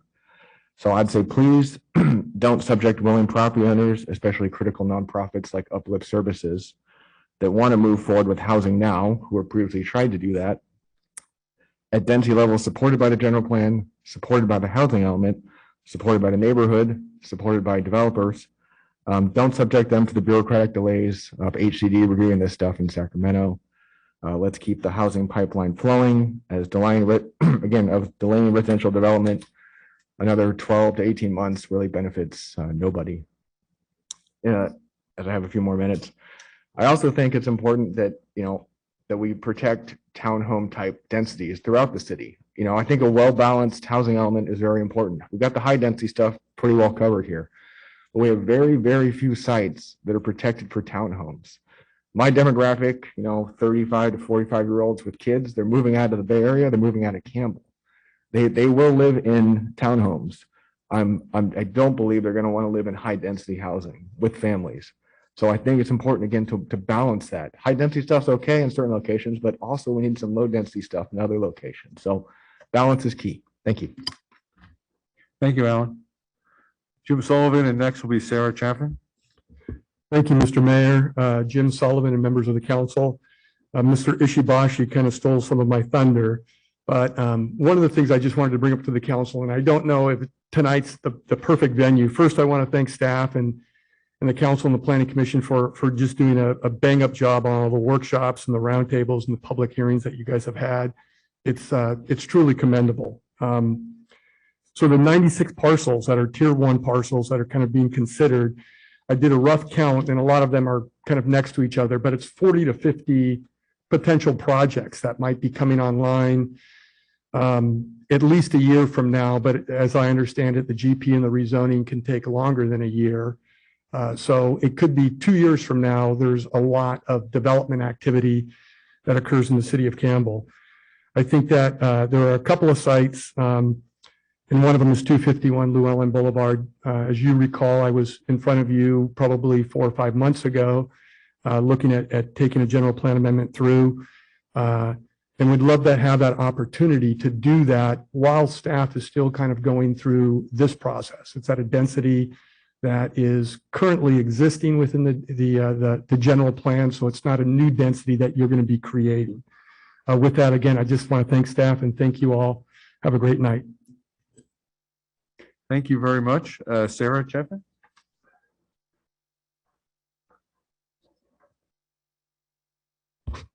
Hi, can you hear me okay? Yes. Great. I just wanted to thank the staff and the council. I submitted a letter of interest back on December 14th for 3 potential sites, and the staff was able to review them and work collaboratively, and they are tier 1 sites now, which we're hoping to develop. And then I just wanted to raise one question about one of the sites. One of the sites is located between 1627 and 1657 South Bascom. Currently, it's zoned for 60 units per acre for density. That may be the appropriate density for that site. However, it was an area where the council had mentioned maximizing density. So my question would be, should it potentially be included in the EIR at 75, the density of 75 units per acre, and that so that you can always move down? But if the council were later to decide to go higher at that site, I don't think they'd have that option. So I was just raising that as a flexibility issue. But other than that, I just really wanted to thank the council and also the staff, because as a small local landowner, this can be daunting. And Director Eastwood has been very open and transparent and helpful. So I just wanted to say thank you. Thank you very much. Thank you for the feedback. And I think that's a fair question. When we get into discussion, we can raise that with staff as far as what is the flexibility of going higher or lower, and your direction for why something is where it is. But let's do that. Are there any other cards for somebody here? So we'll move then online. And I can go in order. I see David Snyder. Is that the first one I think I see? Mr. Snyder, are you there? Yes, can you hear me? Yeah, if you can speak a little louder, please. Okay, hope I don't distort. Go ahead. I am a homeowner residing in Campbell, and I'm a California licensed professional engineer. The staff and council have done a lot of work to identify acreage that could potentially be used for housing. I'd like you to please address whether it's feasible and practical to supply sufficient water to each of the proposed properties to support the proposed densities during the period of time when homes would expect to be occupied. Will water be available from the water utilities? Is it feasible and practical to sufficiently enlarge the existing water supply infrastructure to accommodate the increased demand? And if water cannot be provided initially and for the lifetime of the housing at a cost that can be afforded by the residents, a site really doesn't qualify as a place for housing. And if this is not something you can address at this time in the selection of sites, then please make sure this is addressed in the EIR process. And also, could you please tell me where and how I may submit these comments electronically? So you can anybody can certainly submit comments to the clerk's office, to our city clerk's office. And that's if you can give that email. Yes, the email to the clerk's office is clerksoffice@campbellca.gov. So clerk's office at campbellca.gov. Okay, I don't know if you have a chance to respond or if it's just you're just recording this. Send that in, and if they're valid questions, when we get into discussion with staff, I'll bring up some of these issues for staff to look at either tonight or to tell us when they might be reviewed. Thank you very much. Certainly, thank you. Next, we have Bill Barron. Bill, are you there?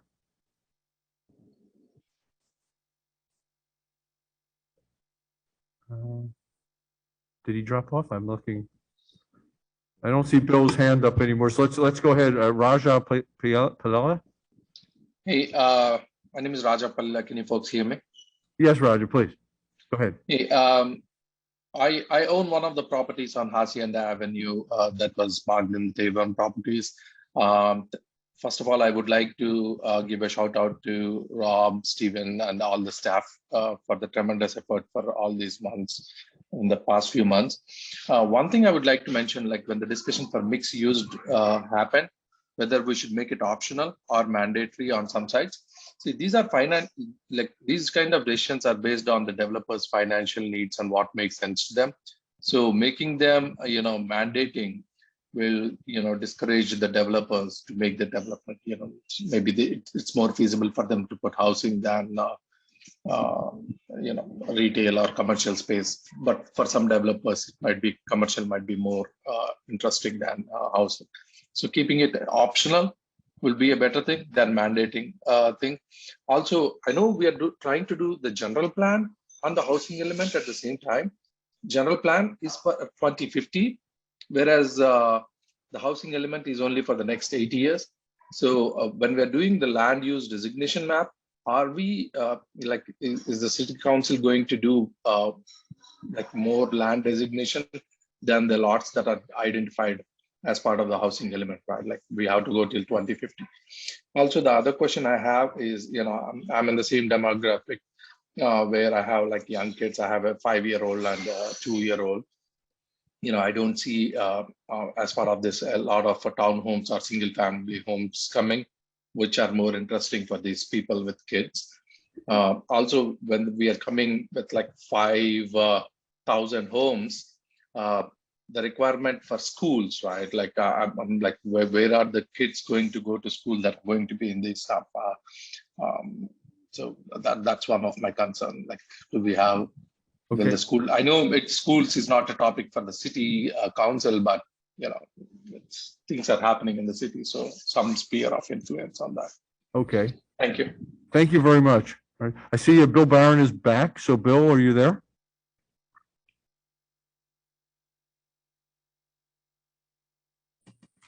Mr. Mayor, can you hear me okay? Oh, yeah, perfectly. Thank you, Bill.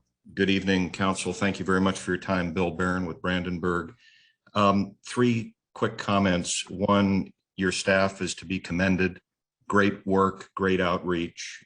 We do work in a number of jurisdictions in the state and other states across the country, and they have done just a remarkable outreach job. We very much appreciate being a part of it.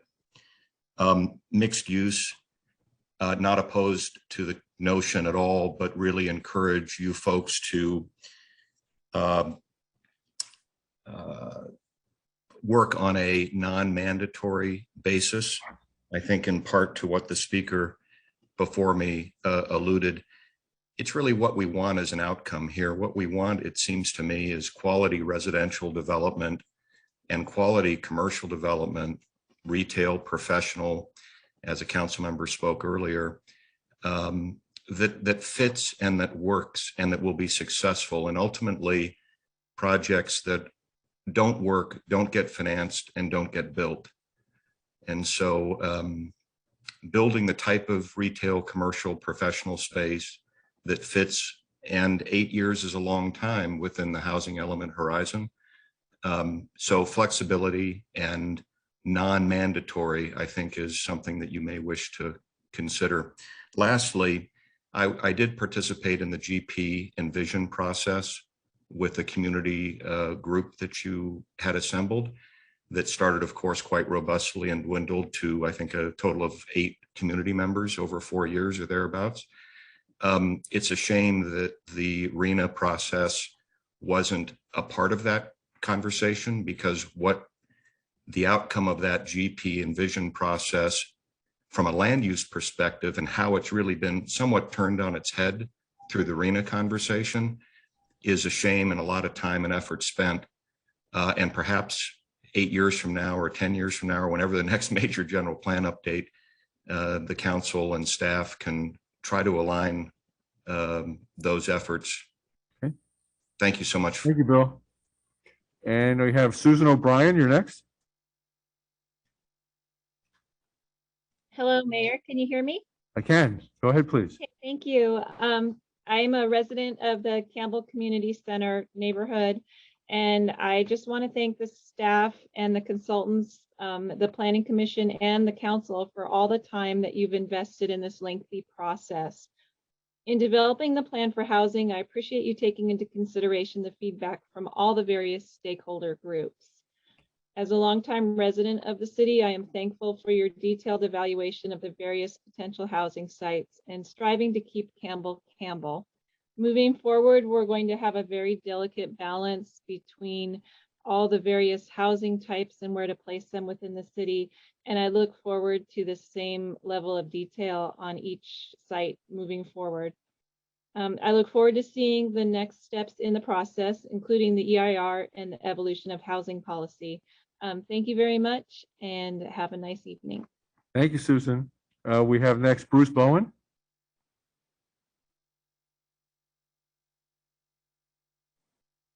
Hi, can you hear me? Can hear you, Bruce. Thank you. Yeah, great. Yeah, hi. Yeah, I just wanted to say, as a longtime resident of Campbell and the community, part of the community, you know, it seems like the flavor of Campbell has been really invigorated by young families and building units to support that group of people creates a challenge at 800 square feet with each unit. So, just wanted to reiterate what some people have said is that the height limit and setbacks and parking requirements all come into play with the size of units and how many bedrooms you can get in to a unit to support a family. And we're looking at doing a project in Campbell that we want to provide amenities. You've also been talking about mixed uses, and we want to provide amenities. So, I think mixed use in these projects becomes more of an amenity than a profit center. And so it's important to have those mixed uses and not required that it's, so much of percentage of a project, but that we look at them as an opportunity for the project.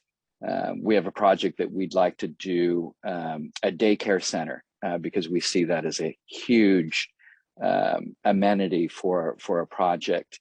And, we hope that that the city sees some benefits in doing that and provides some incentives to create those kind of amenities for the projects.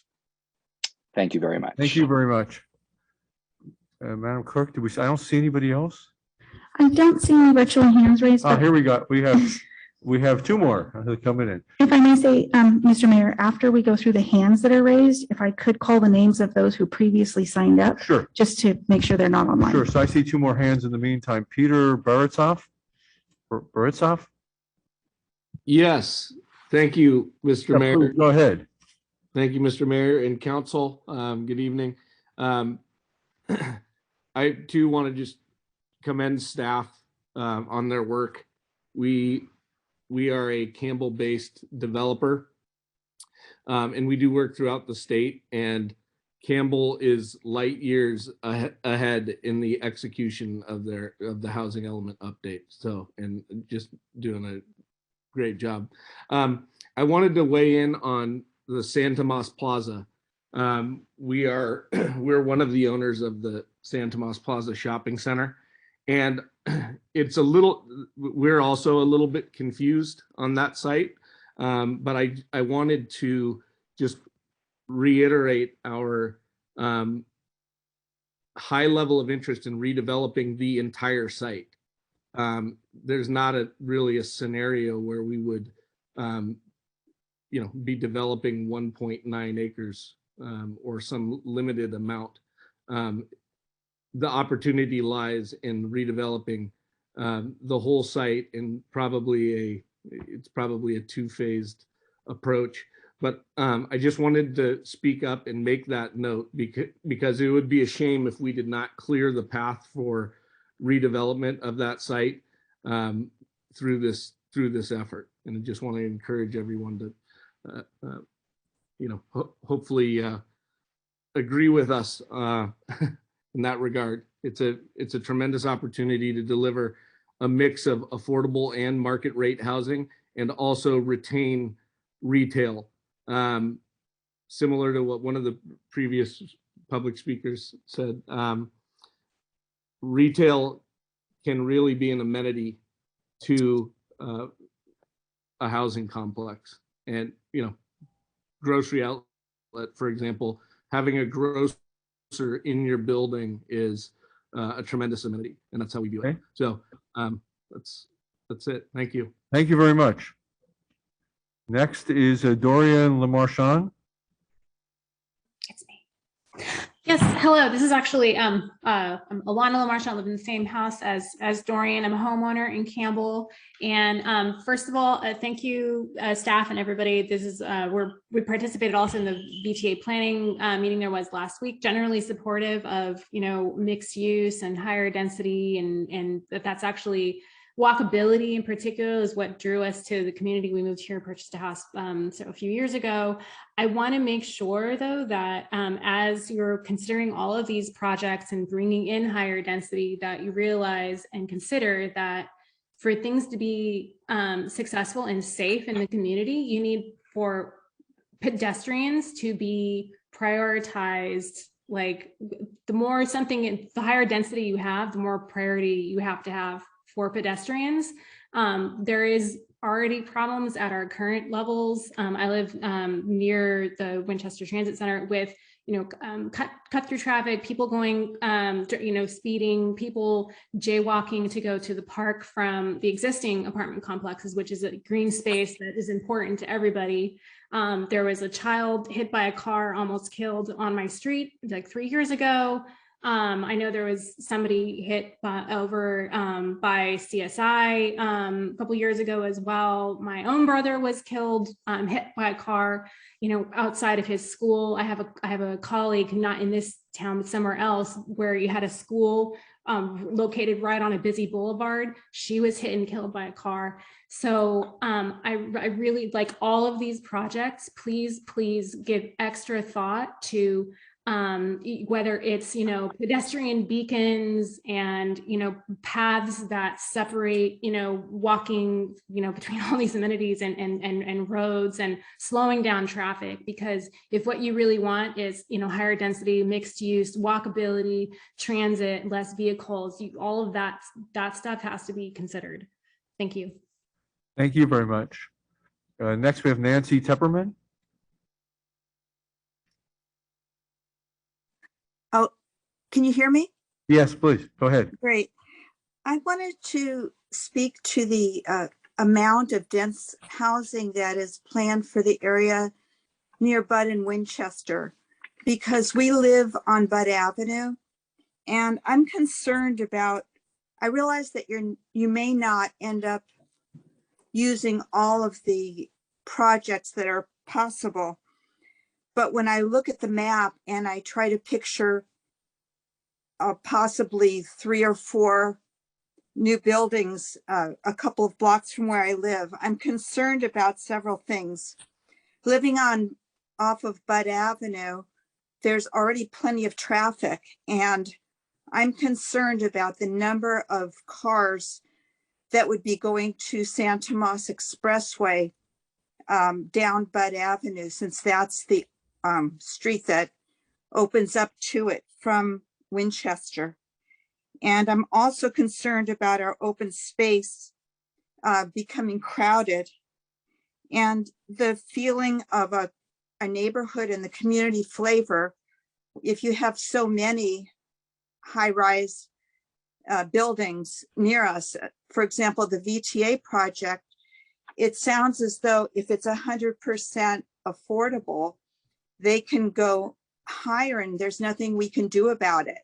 And then if you have 2 or 3 possibly sites nearby, that's going to make a lot of high-rise type of, 5-story, 6-story buildings with a lot of extra people and traffic. So just one more quick thing is, we have a lot of elementary school students walking to school, crossing Budd. And as Alana mentioned, there's a lot of foot traffic. There's also, I live in the complex across the street from the park. Getting in and out of the driveway onto Budd is challenging already. So if you double the traffic, it's going to be a big issue. So in addition to, when you're looking at your EIR, in addition to the water and the schools, just to consider the traffic issues which create extra pollution for all of us living nearby. I'd like to thank you. throw I that guess time was up, so thank you, but we got your message. Thank you very much.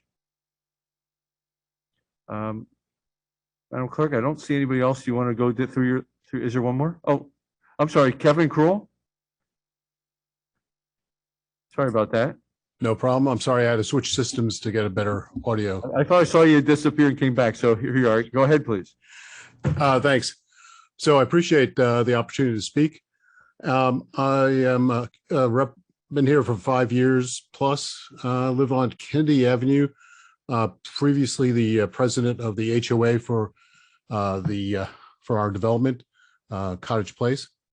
And I just wanted to reiterate some of the other previous speakers, specifically the concern about the height of some of these projects and potentially the Winchester development, that could be quite an ugly blight on the local community if that rises higher and towers over the local church and the other neighborhood itself.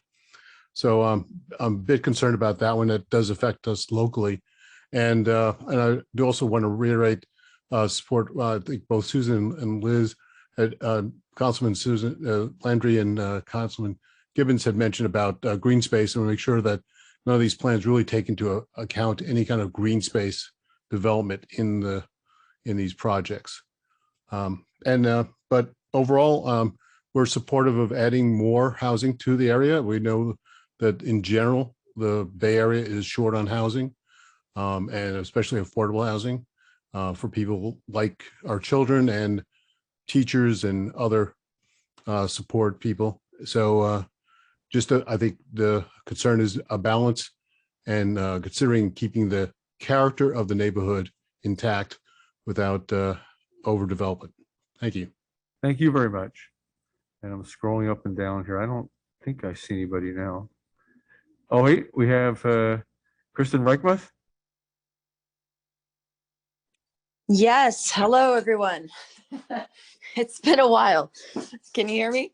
I can hear you fine. Go ahead. Hi, everyone. So I just wanted to say again, as many have said, this report is fantastic, very informative and thorough. And there have been so many comments that have been touched upon and that I agree with, some that I don't, most that I do, but I wanted to just touch upon a few that I, first, schools. I'm a teacher and I really feel that it's important to, with high density, I understand the stipulations coming down from the state. However, to keep the balance with high density and family space, that's critical. And also to do the best that you can to retain the current family space is also extremely important. Someone had mentioned about the foot traffic with children going to schools. That's key. And then also, I actually have been, I've had the sad experience of the height issue where I live, where I also, someone had mentioned being a past president of their HOA. I too was that, and fought against a project that went into downtown Campbell with a height limit. And because of the low density push, the height was extended, although it was, the view from the street was pushed back. However, some of the hills can no longer be seen from a certain vantage points. And I went out there listening to this. I went and looked tonight at what could possibly be gone. And it breaks my heart, but I'm trying my best not to do a NIMBY right now, but to do the best that I can for the betterment of Campbell. And that is smart growth and being balanced. And I know that Campbell will do its best. And just thank you for your time. So I appreciate it. Thank you. Thank you very much. Let's see. Now I'm going to look again, see if anybody pops in. I don't see anybody, Madam Clerk, so why don't you check the list you have and make sure we don't miss anybody. If anybody pops on here and raises your hand, we'll catch you before I close the public hearing, the public comments. Yeah, if I could run through the list and just ask them to raise their hand if they're still interested in speaking. Please. Nancy Whitney, Kathy Betts, Dana Stevens, Chris Reed, John Field, Brenda Woodman, Betty Rosa, Cassandra Owen, Carolyn Field, John Pringle, and David Fan. Okay. Some of those are not on here anymore. I don't see any. Would anybody else like to speak? Oh, give me 1 second. Here. Raise your on Zoom. Raise your hand. I don't see it. Okay, so we have to. Somebody in the chamber like to speak? Please, you don't have a card. That's okay. Just come up, please, if you let us know who you are. And is that on? My name is Austin Glover. I just wanted to generally speak up. Could you speak up? It's Yep. tough to hear you with mask. Okay. I just wanted to generally speak as a renter Yes. in favor of as a voice sort of that stands apart from some of the other opinions. Some people have talked about wanting spaces for families, and I just wanted to speak as a tech worker that I currently displace a family because there's not an apartment that I can go to. I'm happy to pay market rent. I think that in the matter of multi-use zoning, that some of these sites are far away from other shopping areas without requiring multi-use zoning. They could be not very hospitable places to live. And I think that even though it comes at a burden to developers, some of the sites should be required to be multi-use. So that way there's a chance for the people who live there to be able to get some necessary services in an easy way. Regarding the comments about traffic, I think specifically for the VTA site, the furthest one down the line, I forget the name of it, but having high density there should alleviate traffic, hopefully. I think it's a great place to build, specifically on the issue of height limits. I think, if there's a trade-off to be had, that's not something that's as important, so long as you're right around there. I think that the character of a building is much more dependent upon things like the amount of green space there or the pedestrian, the face level versus whether it's 65 or 75 feet. I think most people's eyes are not calibrated really that well. And finally, I am very thankful that the staff has gone and looked at so many sites and is preparing not to try to hit the minimum targets. I think in order to achieve the long-term goals of affordability and keeping Campbell as a place that can exist, accommodating large or planning at least for growth is essential. And I think even if you don't use it all this term, it'll pay off down the line. Thank you for your time. Thank you very much. Yeah, thank you, staff. Okay. It doesn't look, Madam Clerk, like anybody who's raising their hand. See anybody that I'm missing? No, I don't. And that's all I have. Okay, so I'll say going once, going twice. And don't see that. So we're going to bring it back to the council at that point. Thank you, everybody who commented. I appreciate it very much. So we'll bring that back. And we're going to go into discussion on this. I want to we're at 2 hours. So if council would take 10 minutes, is that reasonable?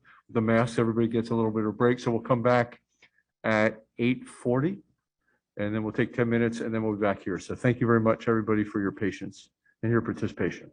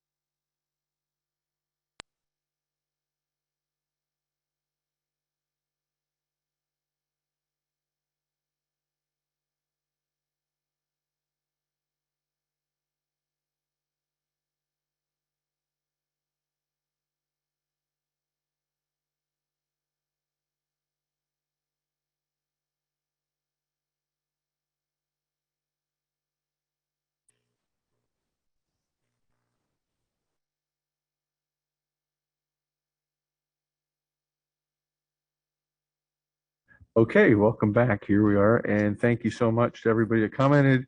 We're going to council discussion, but Rob, if we can, before we start, just a couple of things that were raised that you might want to make some comments on them. The planning for, townhome size properties appropriate for families.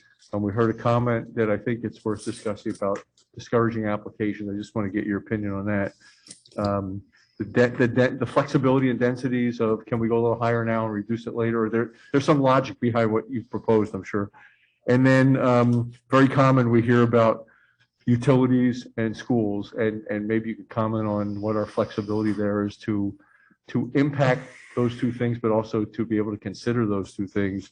And I think the last thing I heard was just comments about the VTA project. I know you were at the meeting. You might comment on that. I don't think we have a lot of flexibility if it's 100% below market as to heights and things like that. But if you can comment maybe just as part of this, I know that's not in our numbers, right? But so it doesn't go into our planning numbers, but if it was built, it would go to our below market numbers, correct? Correct. I can start there if you like. Okay.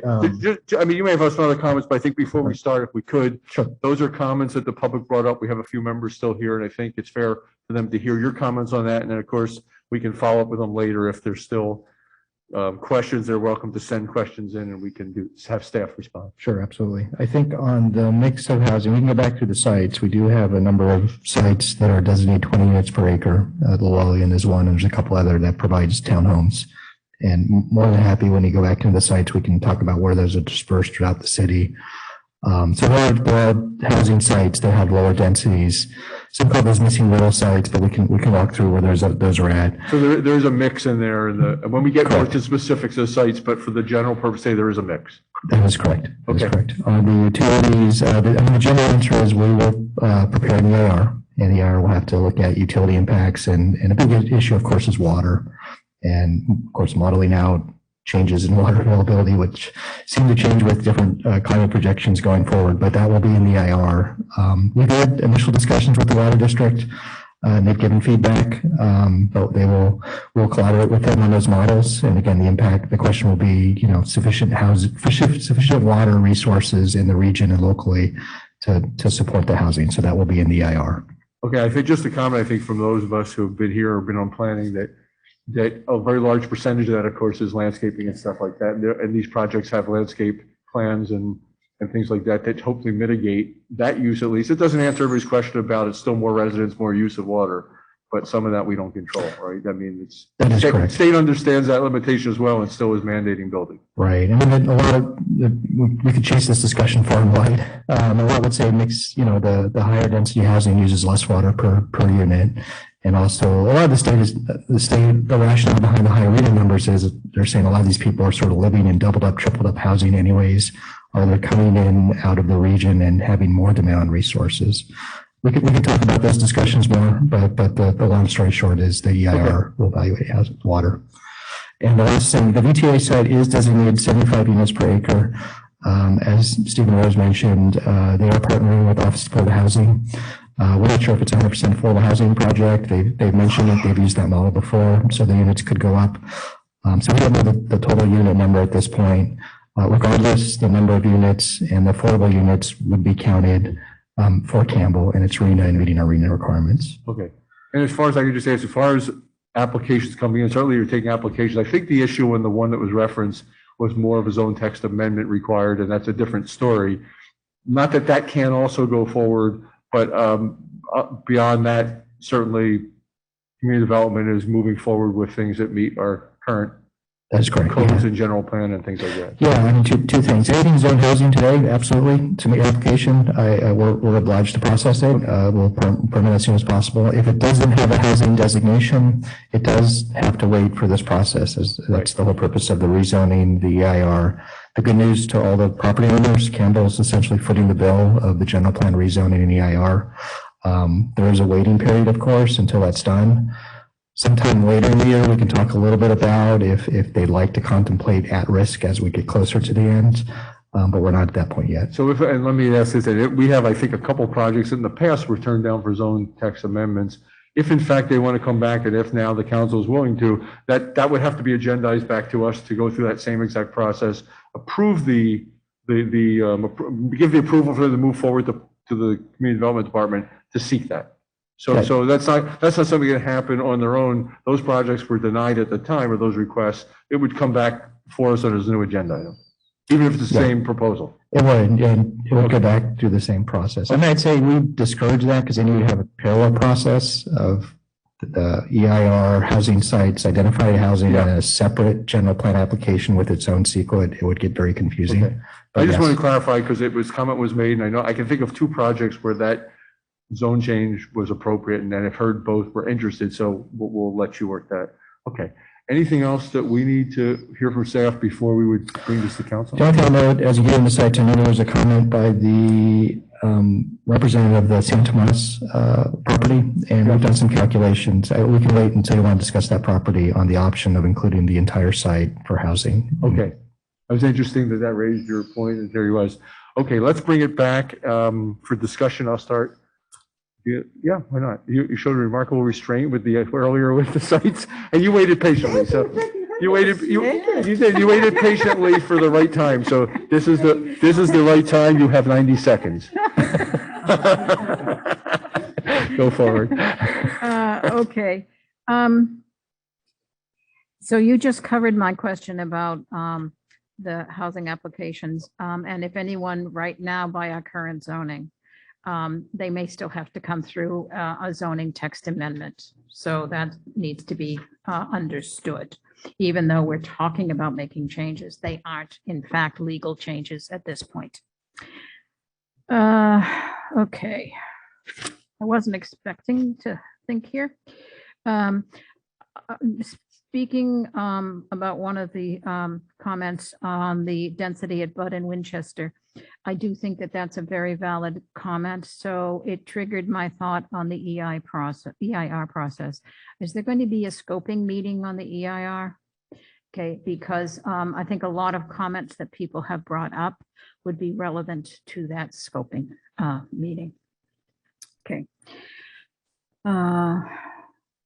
Open space obviously being one of them. And the sense of Campbell being Campbell and Campbell creating neighborhoods. I think that when we do these massive areas of all 75 feet, I think at some point we need to be aware that there needs to be a diversity and character to the heights and the forms and the open spaces.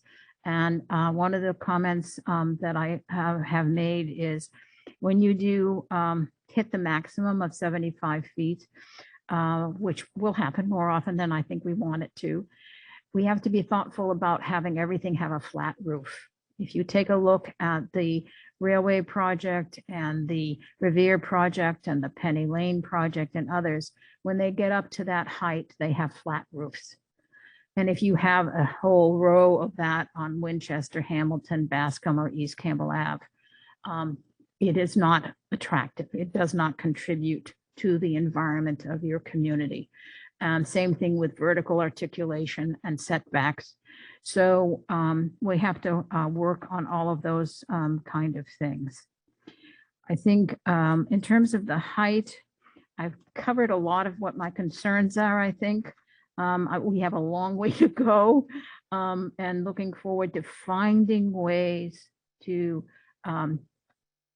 figure out how to accommodate affordable housing, but not lose sight of the fact that we're also going to be building high-rise market rate housing.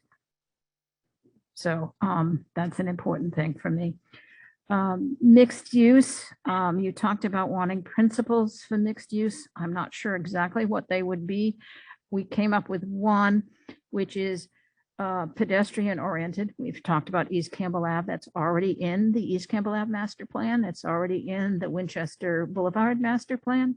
So I don't think there's any difference there.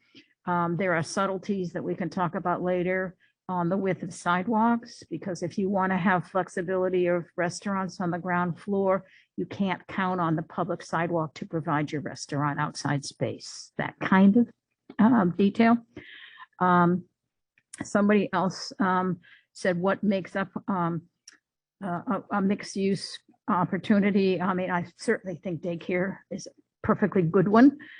I don't know how we would approach a list of acceptable mixed uses. That's kind of a toughie, but I think we might have to figure out how to handle that. I'm fine with mixed use, including office, commercial, and a whole range of other things.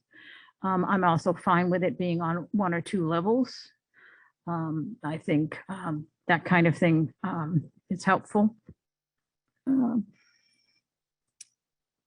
know there was another comment there. You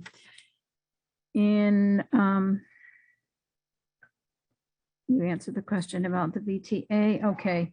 I might have a few more comments, but may I go to the slide? Yes. Yeah, I was gonna prompt you as well that you had mentioned some specific sites. May I So go this to- would be a good time to finish up for everybody with these sites. I think should be pulled off or these should be added. And we do have in the planning commission desk item, those 3 properties that requested off that staff is saying recommend to keep on, and 2 properties that requested on that staff agreed. It wouldn't be bad And to I've get. also mentioned a couple. You mentioned a couple others. So ultimately we have to take off or add tonight. Right. So Right. just a So, reminder. Thank you. I was just going there. Perfect timing. Okay. So on this site, I'm fine with the Safeway site on Bud. But as I said, the concept of it being 75 feet across the whole thing, I think would not be successful for our community.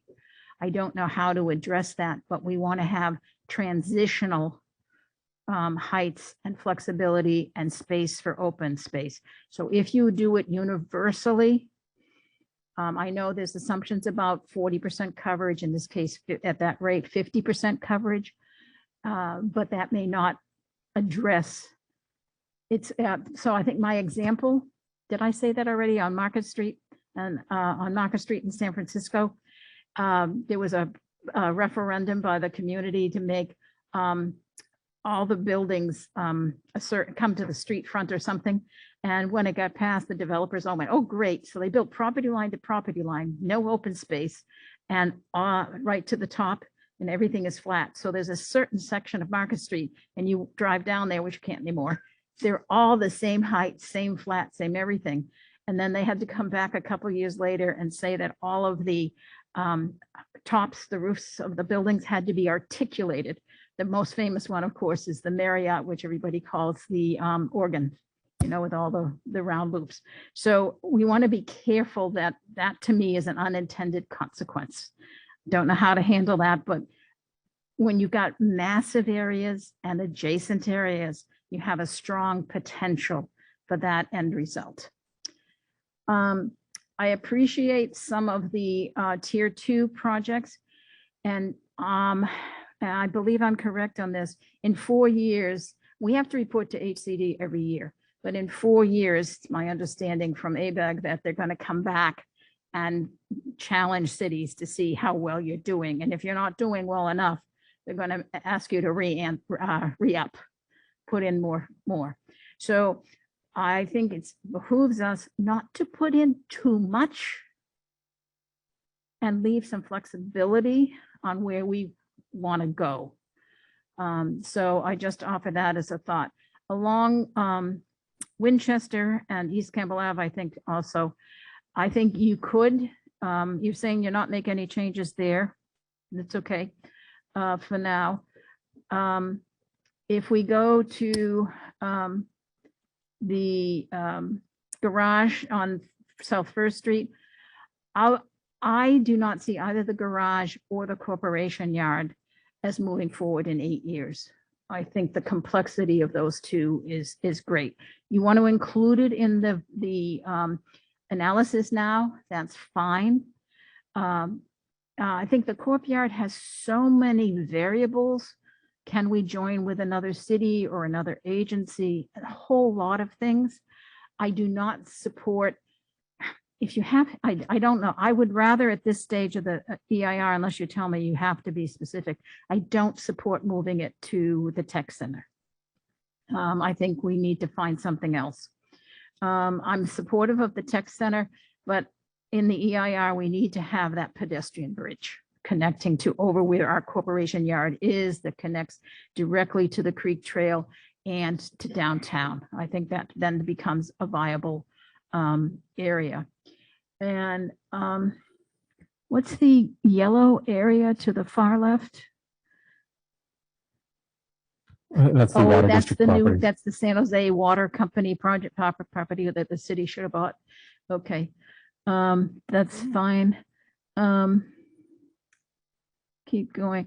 So I appreciate, and I'll just offer this, the cluster of small parcels that you mentioned and the corner parcel. I would recommend putting in the corner parcel that's currently for sale into this plan.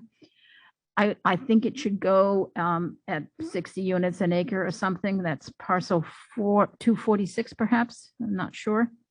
But what I wanted to mention is that the St. Anton project on Railway actually collected 9 parcels and made that project happen. The city had no say, no nothing in it. But this is a good example, question mark. If it's currently zoned for 27 units an acre, if we raised it to 40 units an acre, just saying the incentive for someone to collect the parcels might be greater. So I think, although it hasn't transitioned in the past, I think if we add, which we're trying to do is the incentive. If we up the number of units per acre, we have a chance to do that. And the reason I encourage looking at it, it's in such a good location. I don't want to overdevelop it, but again, it may be a lost opportunity. So at the very least, it was previously identified, could we not put it in, because it has to now be 20% affordable and by right, something like that, if we leave it in. So we might have to do a comparison of, can we make it 40 units an acre and then review it? I don't know what the procedure is, but it seems to me that there's a potential there. Okay, next one. Yeah. Mayor, can I,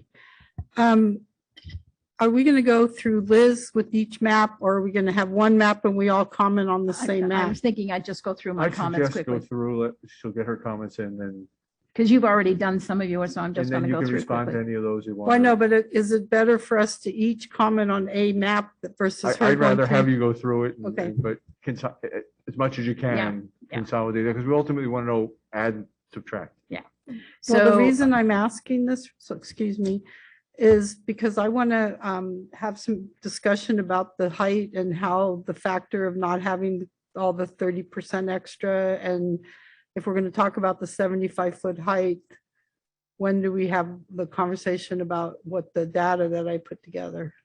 Is that when I get to speak or before? Okay. Bring it up then as part of that, please. If you followed your question, I think that would be good. Yeah. Okay, next map, please. And if I may, Councilmember Yes, sir. Gibbons, I think you'd And mentioned. Stephen, I'm going to tell you, sit back from Of the course, mic because yes. I got And I'll sit email. back just the right amount and speak loudly and clearly. I believe you'd also mentioned a site that was on this map. I just wanted to bring it to your attention. It's Yes, please. 318 West Rincon. It's that older, it's a Oh, single yes, family. that is exactly the right location. Yes, Right. that's a big parcel. And I don't know if you had any additional comments which you wanted to add No, about that site. I would just suggest it might be worth a look. It's totally surrounded by townhomes.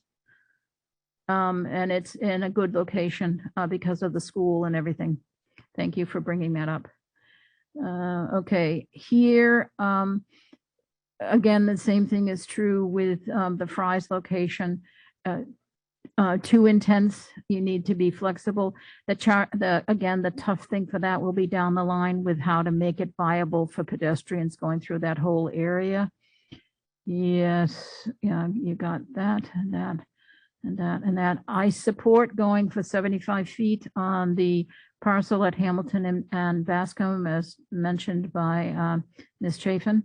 I think we can always downsize it from there depending on what we learn. I'm frankly a little uncomfortable with the parcels on the east side of Bascom being at 40 units an acre. I think that that is a sensitive neighborhood that I think it would be better at 30 units an acre on those 155, 277, 276, and 152. I don't know how others feel, but that is a historic next residential neighborhood. So I think that would be helpful to them. On the one on East Campbell Ave, that's the Gray Lens, that whole strip there. I often, this is a question to others.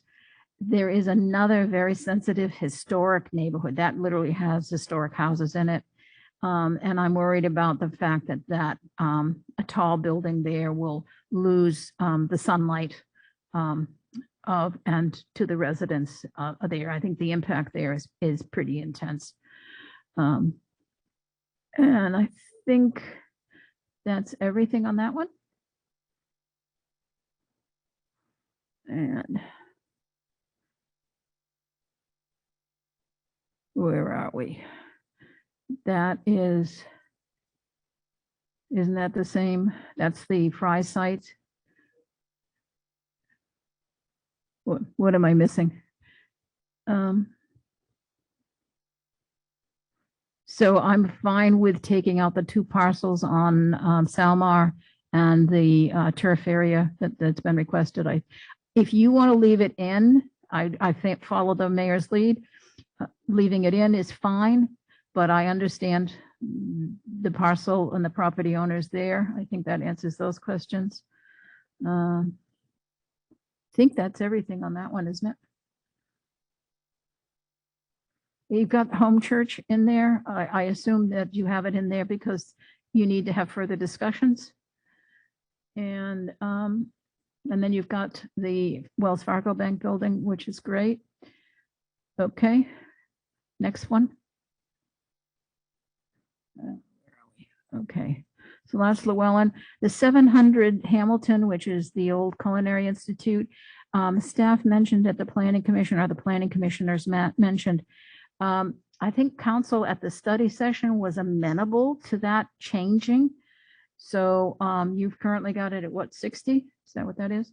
Okay, so there's flexibility with that. But I don't think it ever finished the zoning change text amendment process. If somebody wanted to go forward with that, that hasn't been done. Okay, so I'm fine with that. What else? Okay. And where am I? Okay, that we just talked about the San Tomas site. That would be marvelous. I'm sorry, the bank building and the taco place aren't interested. That bank building's been empty on the corner for a long, long time. So was there, I forget why you said that was empty or why it wasn't interested.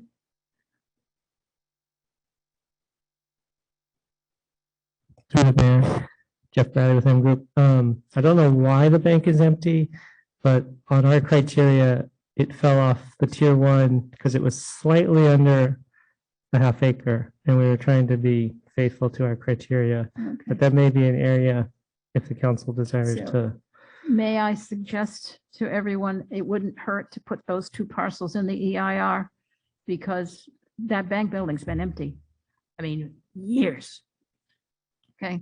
That and one was it's a really big on the parcel. bubble. Hmm? That one was really on the bubble. Okay, so I would encourage that. Okay. And let's see. Okay, so could you zoom in to the left side of the screen and the milk farm and all of that? So here's where I have something to say, which is, to me, these parcels, the milk farm needs to stay commercial. Maybe mixed use, but to me, it's a food desert. There isn't even a 7-Eleven anywhere. So I don't quite know how to do that.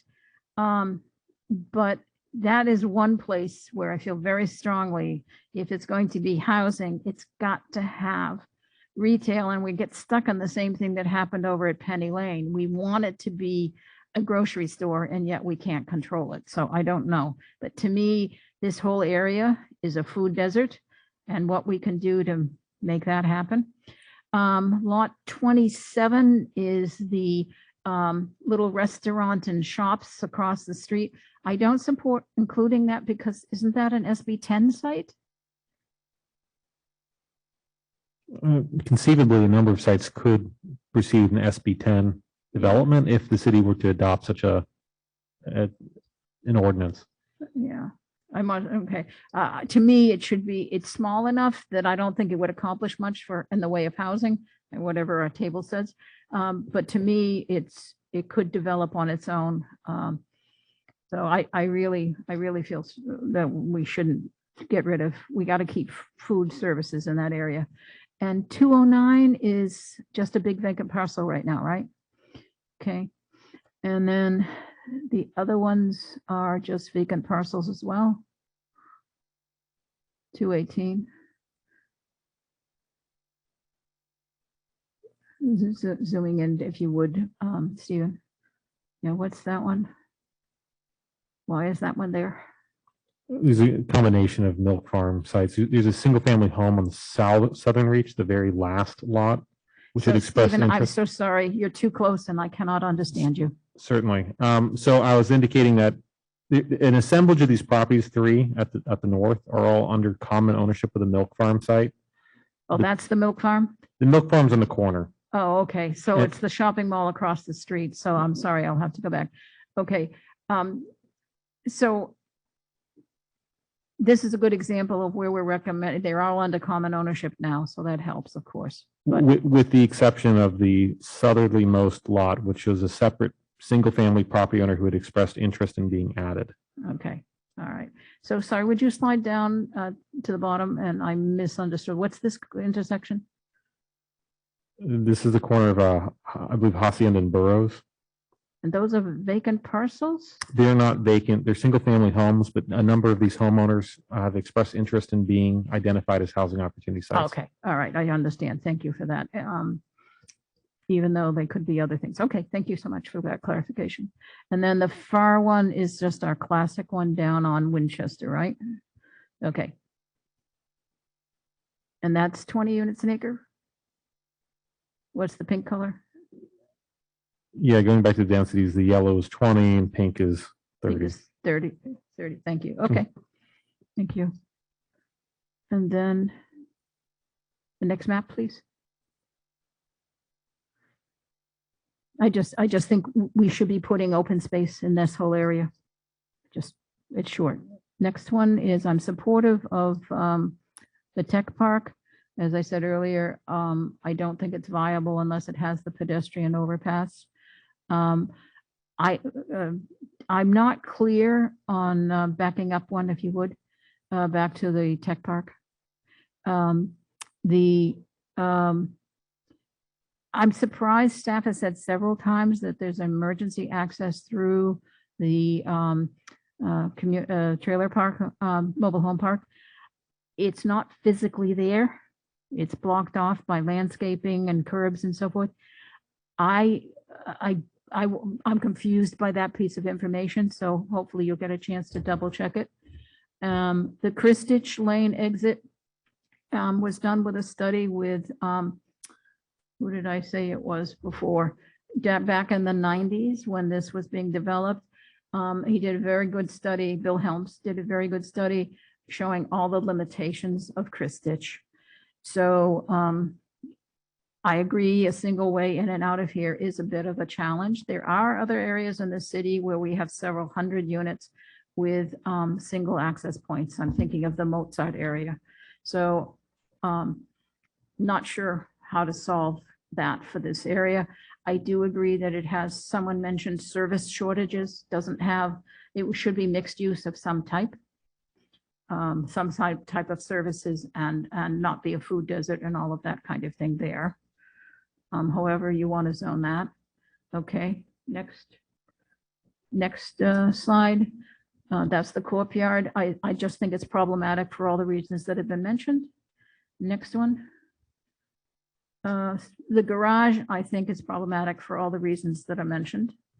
I'm fine leaving it in, but I'm pessimistic about it surviving. Okay. And then the next slide. I will just say I'm looking forward to the process that gets us closer to the 3,300 unit number as opposed to the 500. I'm not comfortable being that far ahead of our target. So let me ask, did you identify, I know you mentioned the bank building. Did you identify specific sites? You didn't really pull anything off, but you expressed some concerns. Yes, but did- I added in the railway sites, the one that's for sale now, the Uh-huh. one on Rincon, beside the school, and the collection of the small ones that the council, that the planning commissioners also mentioned on Dillon, between Dillon and Railway. Okay. That if the density is increased, there would be more incentive for the parcels to be Okay. consolidated. And I questioned the number of units on the Graylands Right. parcel. Well, I'm just wondering for the list. Yes, for the list. Okay, so then you got the comments on those, which properties those are. Okay. Okay.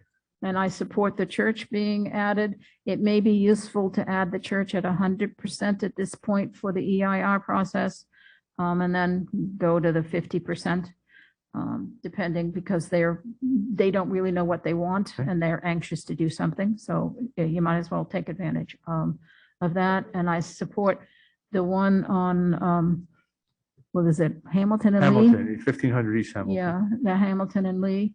I would just take note that some of these are remote from all the HCD criteria. So I've said this before, at this point, I don't think there's much to be done, but I am disheartened that the burdens of all of these housing units really are pretty concentrated. And they aren't, I think one of the HCD's requirements is to spread it out. And I don't think we've done that. Okay. And I'm disappointed that we haven't. I appreciate we're under a crunch. I think staff and the consultant have worked hard, given the fact that we are in a horrendous crunch and we have to do what we have to do. And I'm trying to be very nice because of that. Fair enough. Thank you. Councilmember Lopez. Sure, thank you. I'm happy to go next. I'll just start by saying that, again, as I've said before, and as numerous commenters noted today, I think staff has been exemplary throughout this process. Just to name one example, the outreach, and when we delve into things like lot 207 that was discussed, we might get more into that. But just the level of conversations and specificity, and really appreciate that. All the conversations that have taken place really helps us in this process. I'll try to be succinct and consolidate as much as I can. At this point, I'm against removing any sites, with the possible exception, and I'm curious to hear some of my colleagues' thoughts on this, with the ones that have requested to be removed, just because we've done such a good job, I think, in other places, keeping the sites realistic and really listening to interest, that I don't want to lose that consistency. I do support adding the sites that Councilmember Gibbons noted. I had a list, but I'll just say I agree with all the ones that were named. I would also put down for consideration, I appreciate, Director Eastwood, your answer to my question about why those group of sites, small sites on the East Campbell map, southeast of downtown Campbell, next to the light rail, why those were moved to tier 2. And Councilmember Gibbons, you brought up the corner parcel, which I agree with at a minimum. I'd like to consider maybe adding that group of properties back in. I do. Again, I appreciate your the attempts here by staff to be realistic. I think that's one has been a really exemplary element of this process. But I do think that given its proximity to the light rail, that there could be some kind of potential there that may not have been present, either because of different market conditions or a different process, different state laws, whatever. may not have worked out for the last two housing element processes that may be different this time. And I think it's worth considering just because that is such a unique, the unique opportunity to literally have it next to the station. I would hate to give that up. Even if it's not all the sites, even if it's just the ones along railway, even if it's something matching the townhomes there, or maybe at a higher density, given that the proximity to light rail. I just want to consider that and really make sure we're thinking through that. I do support Sarah Chaffin's comment, one of the public speakers, for the site that she mentioned, bumping that up for the EIR process to 75 units per acre. I think that would be very helpful, starting out broader. I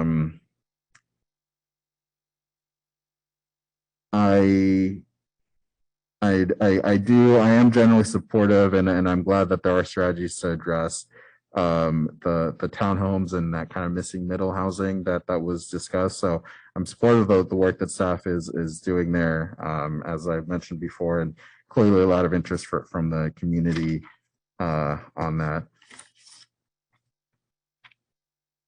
I know this is broader than just this part of the process here tonight, but also really want to emphasize the various comments that were made by the public in terms of pedestrian safety.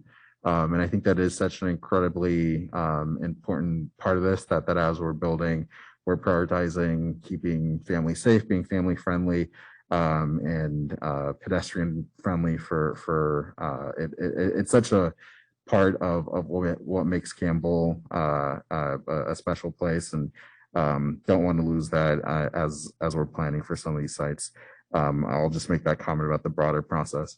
And then I want to touch on, do we want to, Mayor, touch on the mixed use principles here? Would that be appropriate? Sure. Okay. I'll mention that briefly. I think all the criteria that staff laid out are good ones. Maybe I was inspired by the ranking of the tier 1 and tier 2 that system, but I think one potential way to go about this would be to have a point system for the different principles. And if we go down that route, I definitely support adding the Planning Commission's recommendation of commercial corridors as one of the potential principles. And so maybe there's as you go up, there's a heightened level of whether it's incentives, encouraging, or maybe even if we decide that at a high enough level we do want to mandate it, that might be a way to make that a little bit more balanced. But definitely in terms of the overall principles and direction, I think definitely going in the right direction and supportive of the work that staff is doing here. And I think that's it for me. Thank you again. Thank you, Councilwoman Landry. And if I can comment on this just by the way, because I think there certainly was a consensus, I think, to mitigate risk of heights going too high and to not exceed height limits the way we can. So to the extent, I'm just adding in, to the extent that your numbers show a higher probability of doing that, I would expect staff to come back and in their analysis. I'm supporting this. Yeah. I'm just saying, I don't think we're going to solve it tonight. No, I but agree. if this shows, for example, that the probability of going over 75 is much greater than the analysis here, then I certainly want to know when we bring this back, Right. how this is incorporated. So just to Great. preface that. Thanks. So I'm going to start out by just complimenting staff. Tremendous amount of work. I've heard nothing but positive comments about your outreach effort. Lots of contacts. I mean, we had 20 speakers. That says a lot. But I've also heard a lot of positive comments beyond the speakers tonight. There's a lot of technical information that you guys rummaged through, and although I can be I make some critical comments, it's not that I don't appreciate the work that you guys done. So I don't know that the public has access to this directly right now. Can you bring that up, Dusty? So as he's queuing that up, So Stephen made some clarifications about the height chart and the density. And I just want to make some points about that. And I did speak to 2 architects, and typically on a project, you average 25 to 30% for corridors, elevators, stairs, electrical, utilities, and that kind of stuff. And so can you zoom into the bottom right-hand corner? Over a little more to the right. Okay, so what I've tried to do here is take a 800 square foot unit and a 1,000 square foot unit and add the 30%, which actually then the 800 becomes 1,040. And if you look at the unit count that's in the staff report and you factor that over and you add the fact that you're going to probably have 5 feet above the stories for utilities and mechanical equipment, HVAC, and that kind of stuff. The next one talks about if you have ground for retail or not. And the bottom line, when you look at it, is the staff report saying at, what is that, 135. So we're at 75 units per acre, that if it's 61.98 height right now, it's actually 23 feet taller than that when you factor all these things in at 75 units per acre. So I'm making a point of this because 75 feet is not, 75 units per acre has a high probability of going over our 75 feet height limit. And so I would like the staff to kind of reevaluate this and add that to our criteria. And that'll take me into my first comment as a broad overview is we have lots of, like the one off of Bud, 75 units per acre. But facing up to the back of the neighborhood, why would you want it that tall? And Councilwoman Gibbons brought this up about you don't want a bunch of flat roofs, flat wall up to the face of the sidewalk. And I describe it as ups and downs and ins and outs. You want it to go up and down on the top, and you want it to go in and out along the front to create variation and variety. So if you say the Bud lot is 75 units per acre, can we split the lot in half and say the back half is only 45 units per acre, but the front half is 75 units per acre? So that's one of my comments. That site specifically is more so that comment. When we get, we can go to the maps now, please. So another grand, bigger concept is I appreciate the way the staff has really taken this to heart, and that city manager did comment on an article, and I forget what newspaper that was in, about that we are trying to embrace this as a city. We are not trying to fight the housing. We are trying to incorporate as much as we can. But at the same time, we got added 4,000 people in our census. We're looking at adding 3,300 units, which could be 2 to 4 people per unit. So at the end of 8 years, we could be potentially adding up to 10,000 people. There's no mention in any of this about increase in police, increase in fire. We've had some people comment about what about water? Well, what about everything else? What about staff time? How much of the financial impact does the city take by adding this much housing? And I'm of the, I want to provide low income. I actually want to provide very, very low income housing as much as we can, but not to the detriment of Campbell. And we are, I call ourselves the darling of Silicon Valley. I want to make sure we maintain that. And one speaker talked about having the lowest number possible. I don't want to go after 5,000, 5,600 units. I'd like to not go over 4,000. And at 4,000, we've already factored in the 30% increase above the RENA numbers. From 3,000, we're at 3,300 to get to 4,000. That's another 30 or 40%. So we're already going to be over 60 to 70% above our RENA number. And why I feel that this lower number is important is in the staff report, they talk about prior sites, and that if a site had been designated in a prior RENA cycle, you now have to have a minimum of 30 units per acre, and you have to have a by right development. which means basically we can't protest or have any council discussion. By right, they can build. And so if we start designating all these parcels in this housing arena cycle and the 4 years out, and then it's like, okay, so the next round, if we now don't meet our numbers and we have to have this evaluation of prior sites, who knows how many units they're going to have us do in 8 years. So I'm not really wanting to go to that higher 5,600 number. Let's see here. I'm trying to start out with the bigger picture here. Okay, so now let's look at the map. I mentioned the Bud and Winchester property. Again, it faces, backs up to the community. I think dividing that down the middle and having the back half lower units per acre would be great. I do support, I think it's 238 to 236, the gray cluster up in the upper right-hand corner off of Campbell Avenue that are gray right now in tier 2.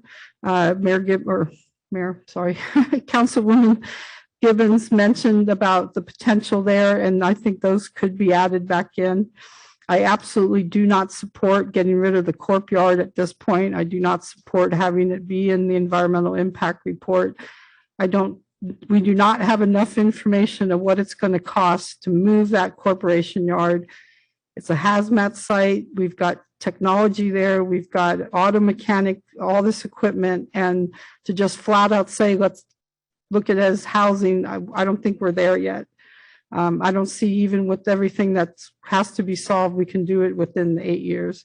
I do not support at all using the First Street parking garage. I think that's a legal, technical, all the people that had already had agreements regarding what parking was provided to which buildings. I would have much rather preferred to see the 30 car or 60 car parking lot that is diagonally across the street from Campbell Civic Center Drive. No, that's Orchard City Drive. I'd rather see that become housing or commercial, and then take that parking and add another tier onto the First Street parking garage. I support the technology park being housing. I do not support moving the corporation yard there. Councilwoman Gibbons made a comment about the access road that comes off of Union Avenue to the mobile home park. That was a through street before the tech park was built.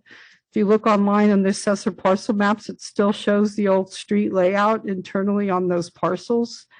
And I'm pretty sure there's still some right of way, and in the environmental impact, I think we need to be looking at having that as a second out to get out onto the backside of Union. I think the private street, and I will not say this correctly, Critchitz, did I get it right? Critchitz, I think has a lot of technical problems with the businesses that are there, the fact that it's a private street.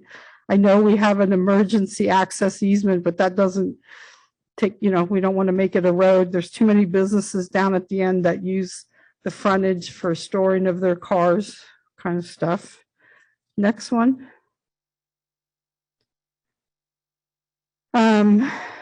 So we talked about that. I do agree about adding 219 to 221. We had the speaker talk about going to the higher of 75 feet. And as a whole, from Southwest Expressway and Bascom Avenue down to the Prune Yard, I think those are the places that we can go tall.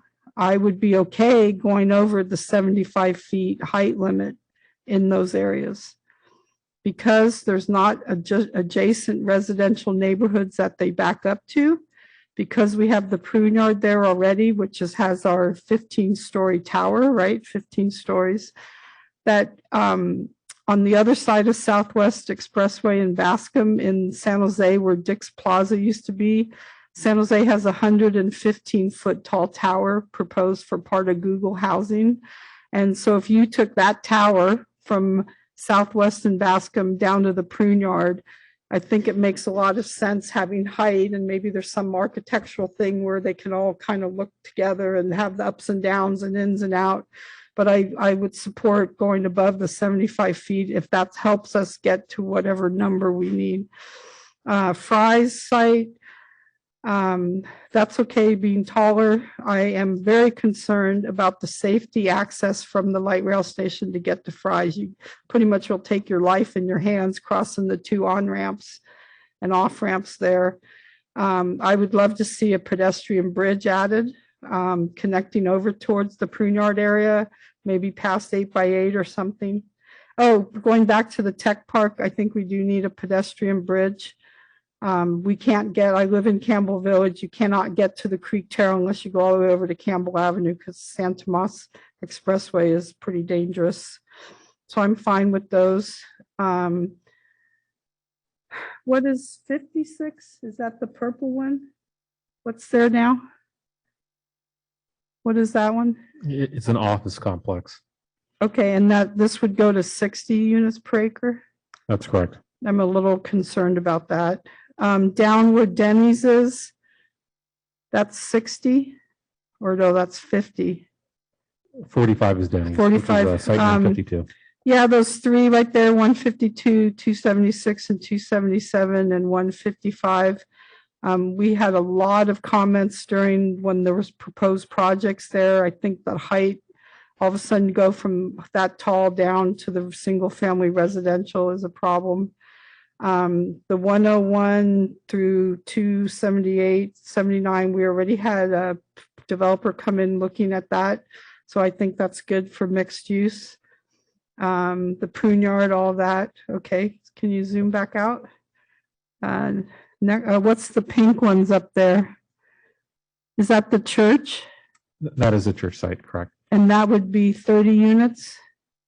Correct. Okay, that's, I'm fine with that. But my little graphic of the council meetings covering the density chart. Next one.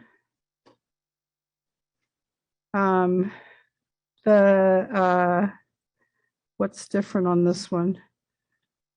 160, 157, that's home church. Those are commercial parking lots to the south of home church's main congregation. I mean, these are home church properties, but the congregation buildings here. So 165 and 167 are where home church is right now. Correct. Yeah, I'm okay with that. Zoom back out, please. I think that's comments on all of those. Next one. The comment about 162, we have the letter here about uplift, about them moving forward. I think, Mayor, you mentioned about that being able to move forward. The 20 units per acre is what they originally proposed. So I don't know what now staff, what the process is, if this could come forward before waiting for the whole year and a half. We discourage it because it'd be a parallel process and they'd have to do their own environmental. It'd be redundant with the process that we have now.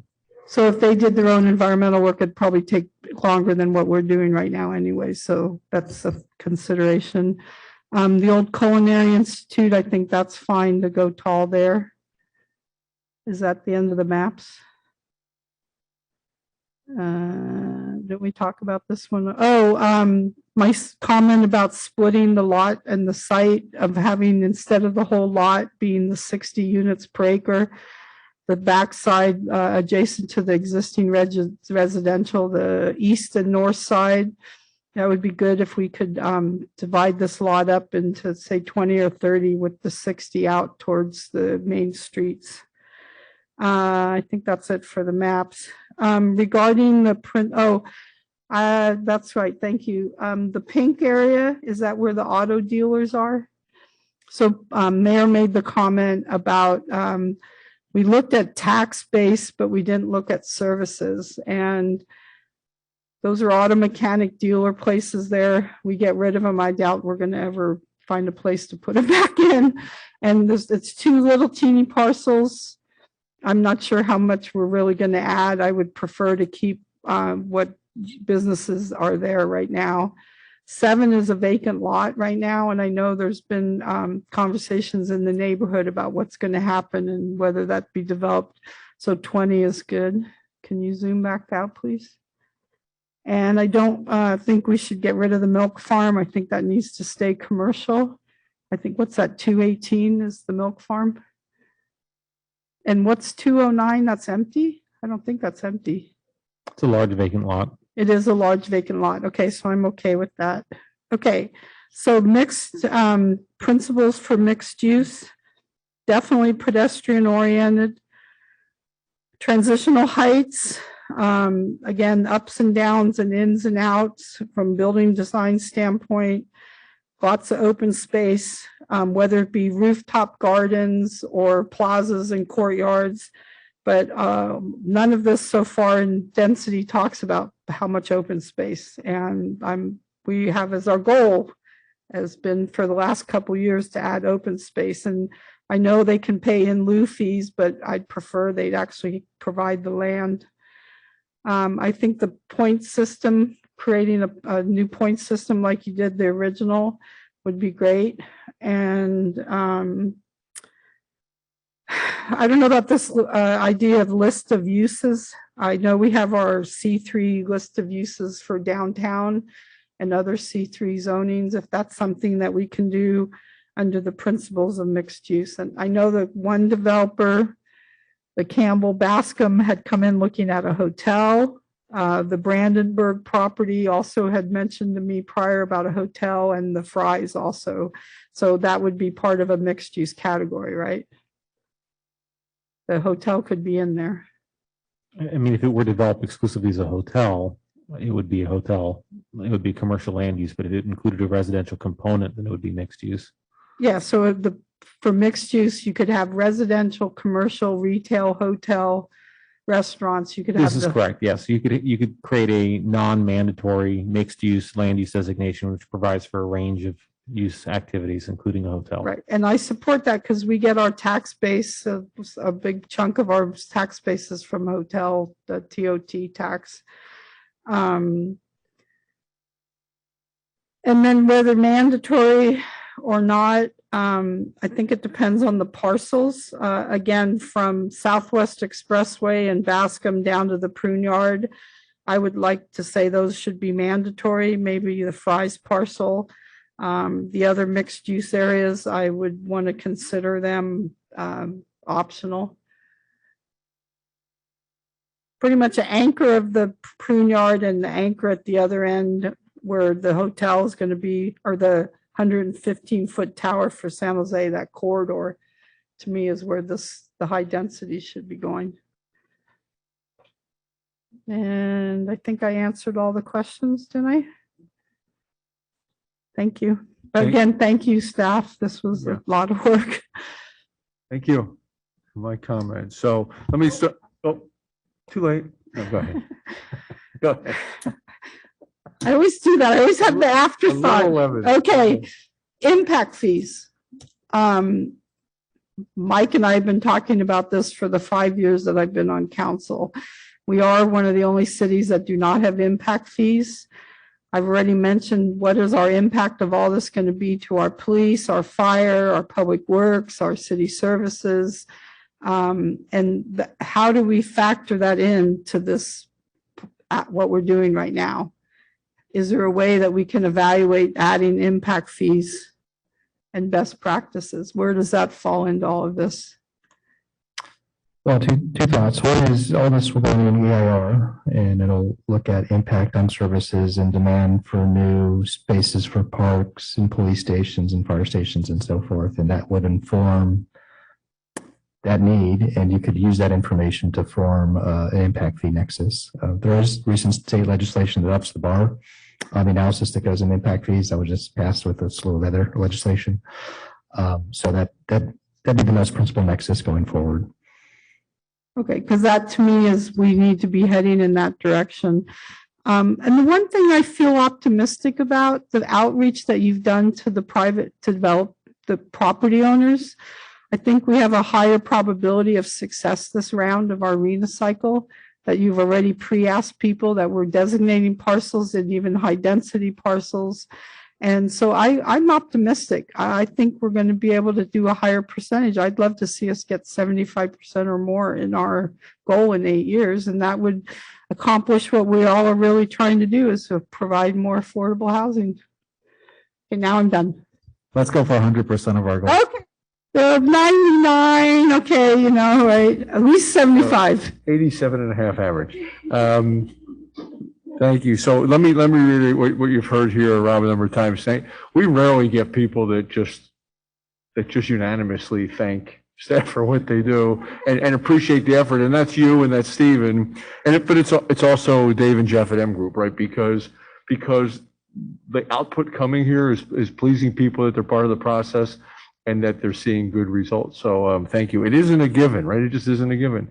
And I think nobody appreciates the Planning Commission as much either. And that report, we got it tonight, so I had to read it quickly. It was very thorough. They went through everything. And it was interesting that at the most, the comments or one or two commissioners said there was generally a lot of agreement with the plan and very little dissent. And I won't even call it dissent. I'll call it maybe think of this or add this. It was all positive. So I think that's really good.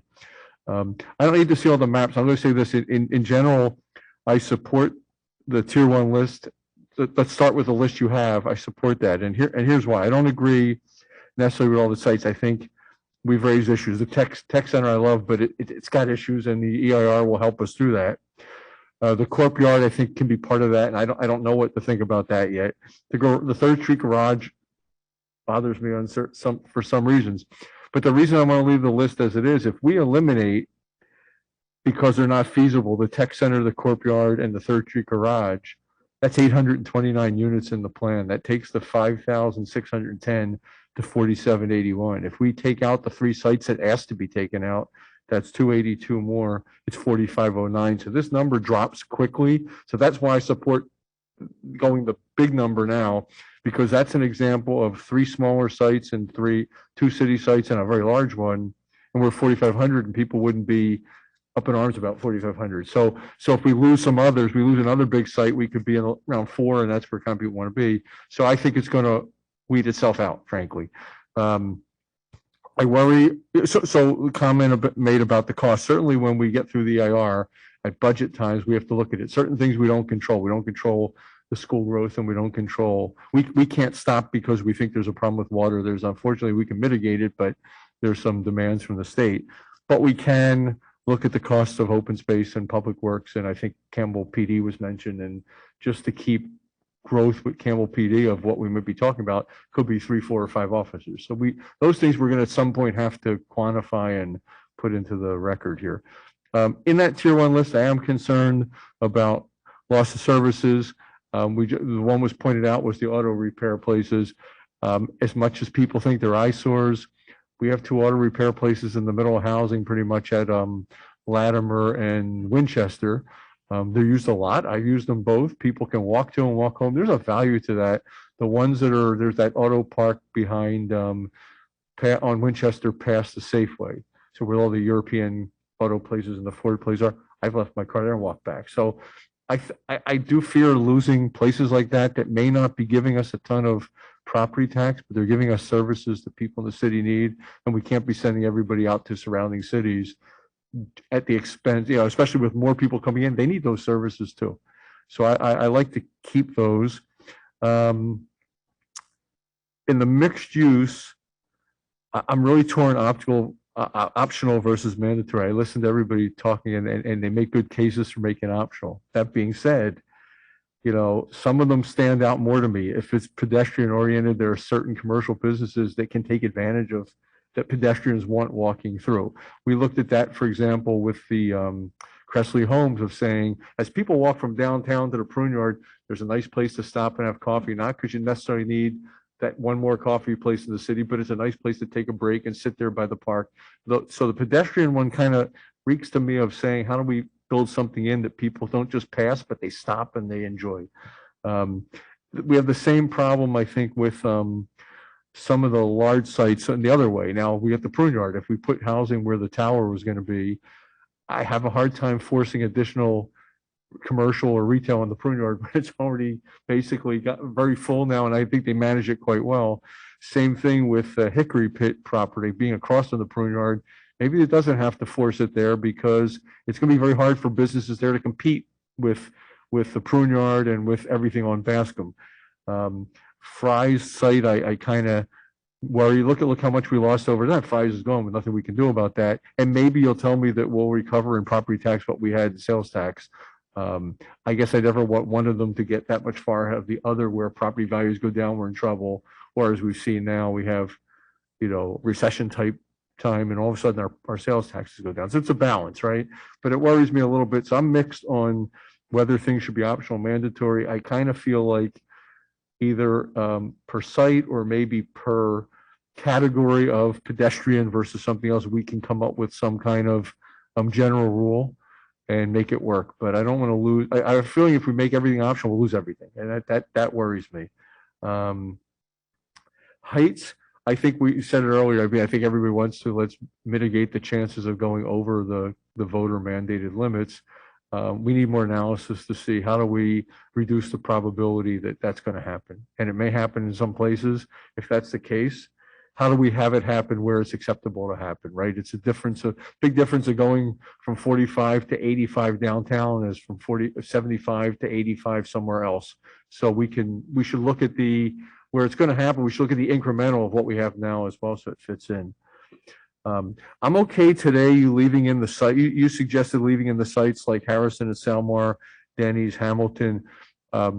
At the end of the day, we're not going to force people to build it. One thing I don't want to ever do, we talked about this before at Dell and it was horrible, was prohibited uses of just forcing people out.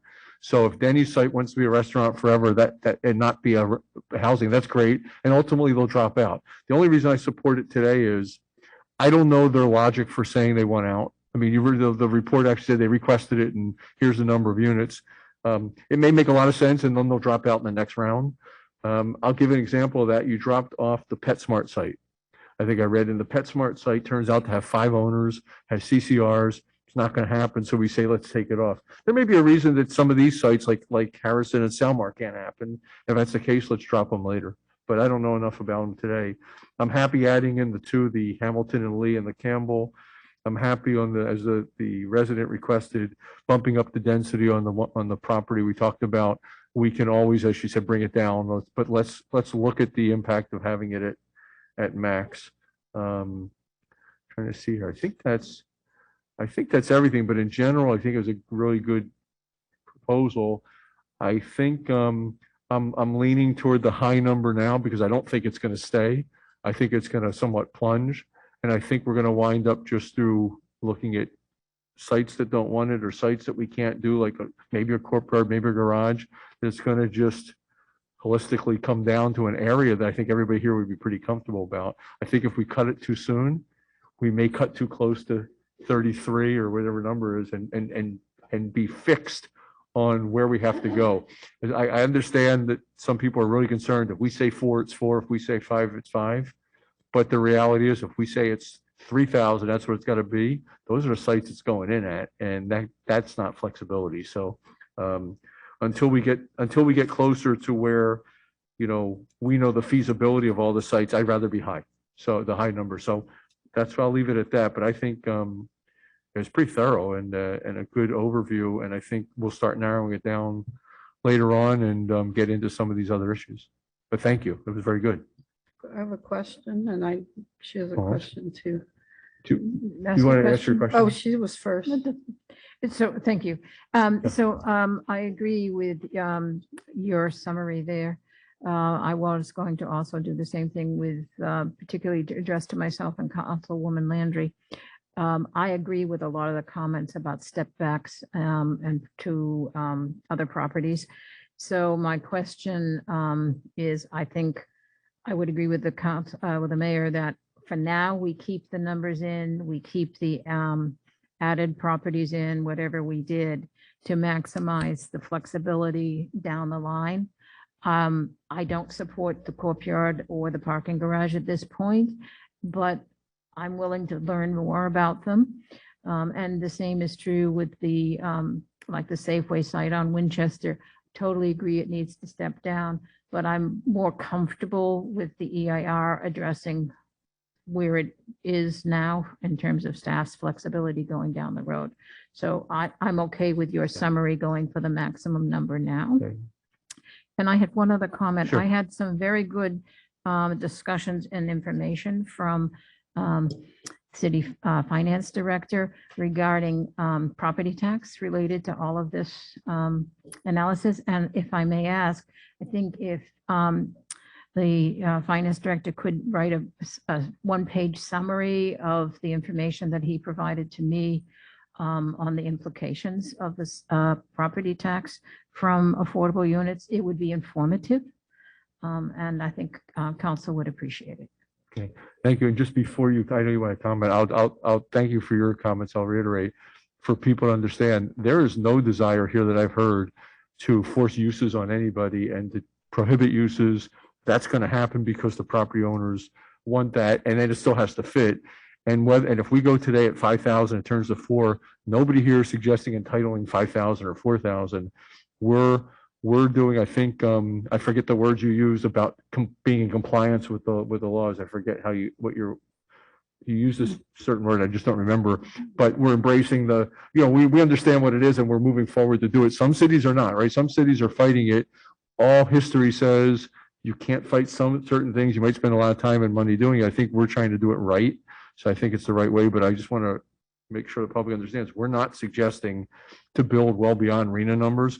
We're suggesting how to find the best use of and places for those numbers and how to do it with enough affordable housing. So I know it's a scary thing for people to hear, but we're actually all saying the same thing, I think. And I agree with you. Last thing, I agree with you.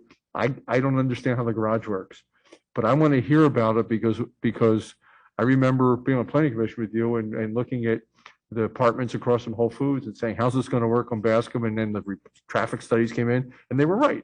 And you know what, there may be reports we get that say, okay, that's how you work the technologies, and I'm open to it. Some of them I don't get, but let's hear what happens and then let's deal with them later. Yeah, Do some later as needed. I was going to ask you, are we voting on this tonight? Or are we just providing comments? Because we're going right into the EIR. I think that we get, hopefully, Rob, that we give you the input you need. We've added some sites, we've changed some density. I think we've pretty much said we have problems with some of the sites in tier 1, but we want to hear how you would propose to do them, make it feasible and mitigate environmental impacts. And if they don't fit, they'll come off. Right? We're committed to removing whatever doesn't work. That's correct. Yeah, if it doesn't, I've been taking copious notes. I know Stephen has too, and Jeff. If at the end of this, we just want to read back a few important points because there were some additions, and at this point, you have to go to the IR. You can't go backwards on a few of these things. So we just think it'd be important just to memorialize where you landed. But we weren't asking for a summary vote. I think we have information from the 4 of you. We just wanted to read it into the record so everyone's clear. So the comment I wanted to make was the courtyard and the parking structure. It's not just the environmental impact review that is the problem with those two. It's the technical, what parking was committed to businesses, how realistic is the cost to move the courtyard? And so I don't know how that plays out into all of this, but it's beyond what an EIR would propose. It really goes to what impact is it to us as a city cost-wise to get rid of these parcels or to get rid of the courtyard and try to move it. Yeah, I think that's fair. And I think in the analysis, though, you have to come back on some of these issues and tell us it may be that the EIR is fine and it doesn't make sense financially. It may be that it makes, or it makes sense financially, but the ground is contaminated. So there's a couple components here, and one of them is cost. But I think that's why we're all kind of erring on the side of the bigger number and saying, these things are going to drop off. But I don't think we're supporting a lot. Some of us are not supporting the same ones. We just don't know enough. Fair enough. Okay, but it's going to change. I think it's going to go down. Councilmember Lopez.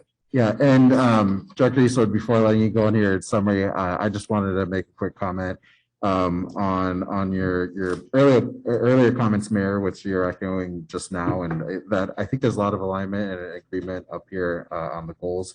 The other thing that I wanted to just mention for also the public and anybody watching is that the state has and is increasing penalties for cities that don't meet their RENA numbers, and that trend is likely to continue in the cycle and going forward. So we risk if we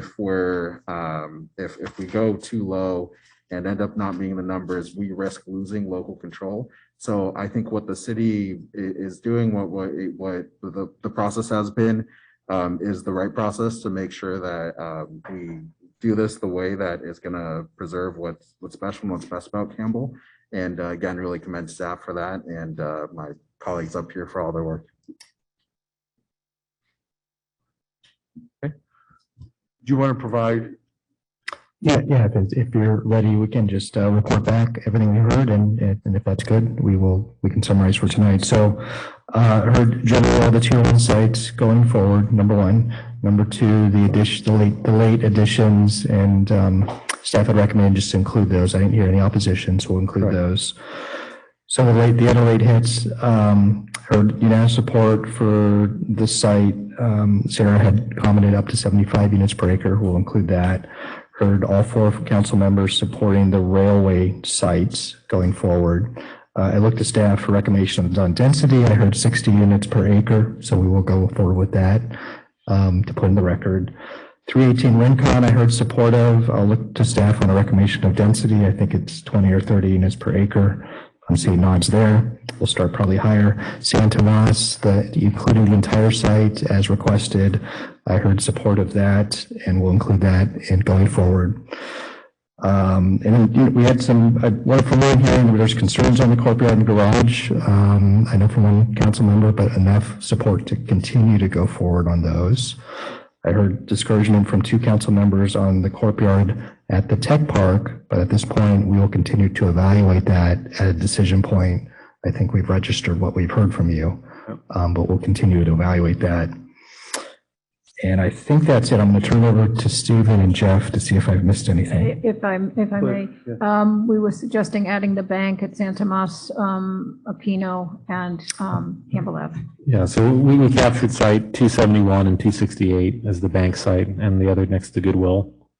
So okay, I do have that. And just seeking clarity, I mean, there was some discussion about potential removals of motor vehicle sites on Winchester. If there was any consensus there. I mean, for me, it's just an overall comment. I'm concerned as we move forward if we lose services that we don't have to lose. I think the comment was made, if they're gone, they're not coming back. They're not ones where you then reopen somewhere. Let's have another area that's automotive. If we said that, then we may as well keep where they are. So I think those are relatively smaller sites. I don't know if everybody's agreeing to remove them here, but I certainly, yes. It's a consideration I want moving forward that we consider some ranking of services in the city that are not retail and are not your normal, professional services. I would support removing those 3. Sorry? I'm okay with pulling those. Then I would agree. I mean, Councilmember Lopez or me too, I think it adds to the quality, whether you like to look at it, adds to the quality of life at Campbell. It really does. And it's stuff that we all use and everybody uses. So I'm good for that. We're not getting rid of Scotty's. There you go. So they're small sites with not a lot of units. We'll remove those sites. Just report. Oh, go ahead, Stephen. You had other things. Yeah, I was just going to also add whether or not there was consensus from the council. The properties which are located on the east side of Bascom, I'll take us back to them. These sites here that were designated at 45, we'd heard comments lowering it down to 30. Site 155, 277, 276, and 152 to the Denny site. If there's any consensus on a change to density in that area. We have a consensus on that? No, but I would say lower them to either 20 or 30. Oh, I don't want to go that low. To be honest, I think that's too low, but. What's the next down? Dark blue is that the what we're- 40. I had said 30 in my Yeah, remarks. 20 to 30. I wouldn't go, I'm not going to argue with you. I wouldn't go below 30, but I'm not against it. Councilmember Lopez? I'm fine with keeping it as is for now. I mean, again, this is one that we have an opportunity later on to lower it down. So once we see what the heights mean and all that, we evaluate that. I would be supportive of that. But I'm not against in the future saying, no, at that height, it's too high. Let's go to 30. Okay. It's like leaving the other units in now. We know we're going to change it. We'll keep it at 45, flag it to track. Development standards. say again, I'm I said sorry. we'll keep it at 45 for now in the IR, flag it to track, knowing there's at least two council members that have Yeah. concerns there. I'm and then- on the fence on it, but I'll support the Councilmember Lopez. I'm on the fence, but let's see what that height is or what that impact is. And then if it needs to be, we reduce it. That's my thought. And just We're at 4 people again. It's hard. We're going to keep getting this. Well, to and- two. That's why I asked if we're voting tonight. Well, I think we're giving direction, right? We got to go ahead with direction. So I think anything, if Vice Mayor was here, unfortunately she's not, we would be very close, I think, to where we are now. We might have an agreement or disagreement on that parcel, but I think we're doing well. Well, and there might be a clear answer on that one when the vice mayor is done. And the Vice Mayor will chime in on that too. So that's not a bad thing too, to get a fifth opinion, a third vote one way or another. Ann for everything. It's all, if the Vice Mayor's watching, a lot on her shoulders now, because she's gonna break a whole bunch of ties. So, look forward to your return. Like, I'm gonna get a nasty text in a second, I think. Exactly. If you don't show up, it's your fair game. Anything else, Stephen, that we're, Yeah, just for the record, I mean, I think the approach, keeping it higher, understanding we could always, funnel it down later is a good approach.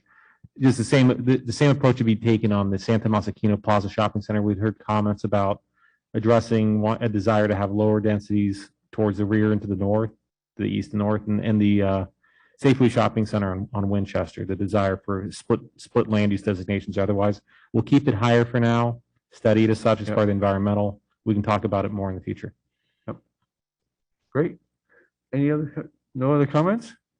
You're going to do the memo from the. The finance director.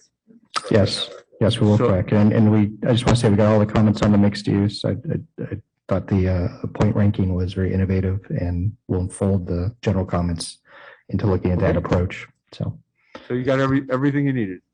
And then, if needed, I think we have a next slides to summarize if that helps the council, but other than that, we're generally done. okay, I think we're good. Okay. I think we all agree. So I want to thank everybody. I think we got a lot done. We'll adjourn the special city council meeting right now. And then our next meeting, if you didn't get your fill, we meet again on Tuesday, February 1st at 7:30. So come on back. Hopefully we'll have all 5. Speak for yourself. 7, picture time. Yeah. Yes, come early for your picture.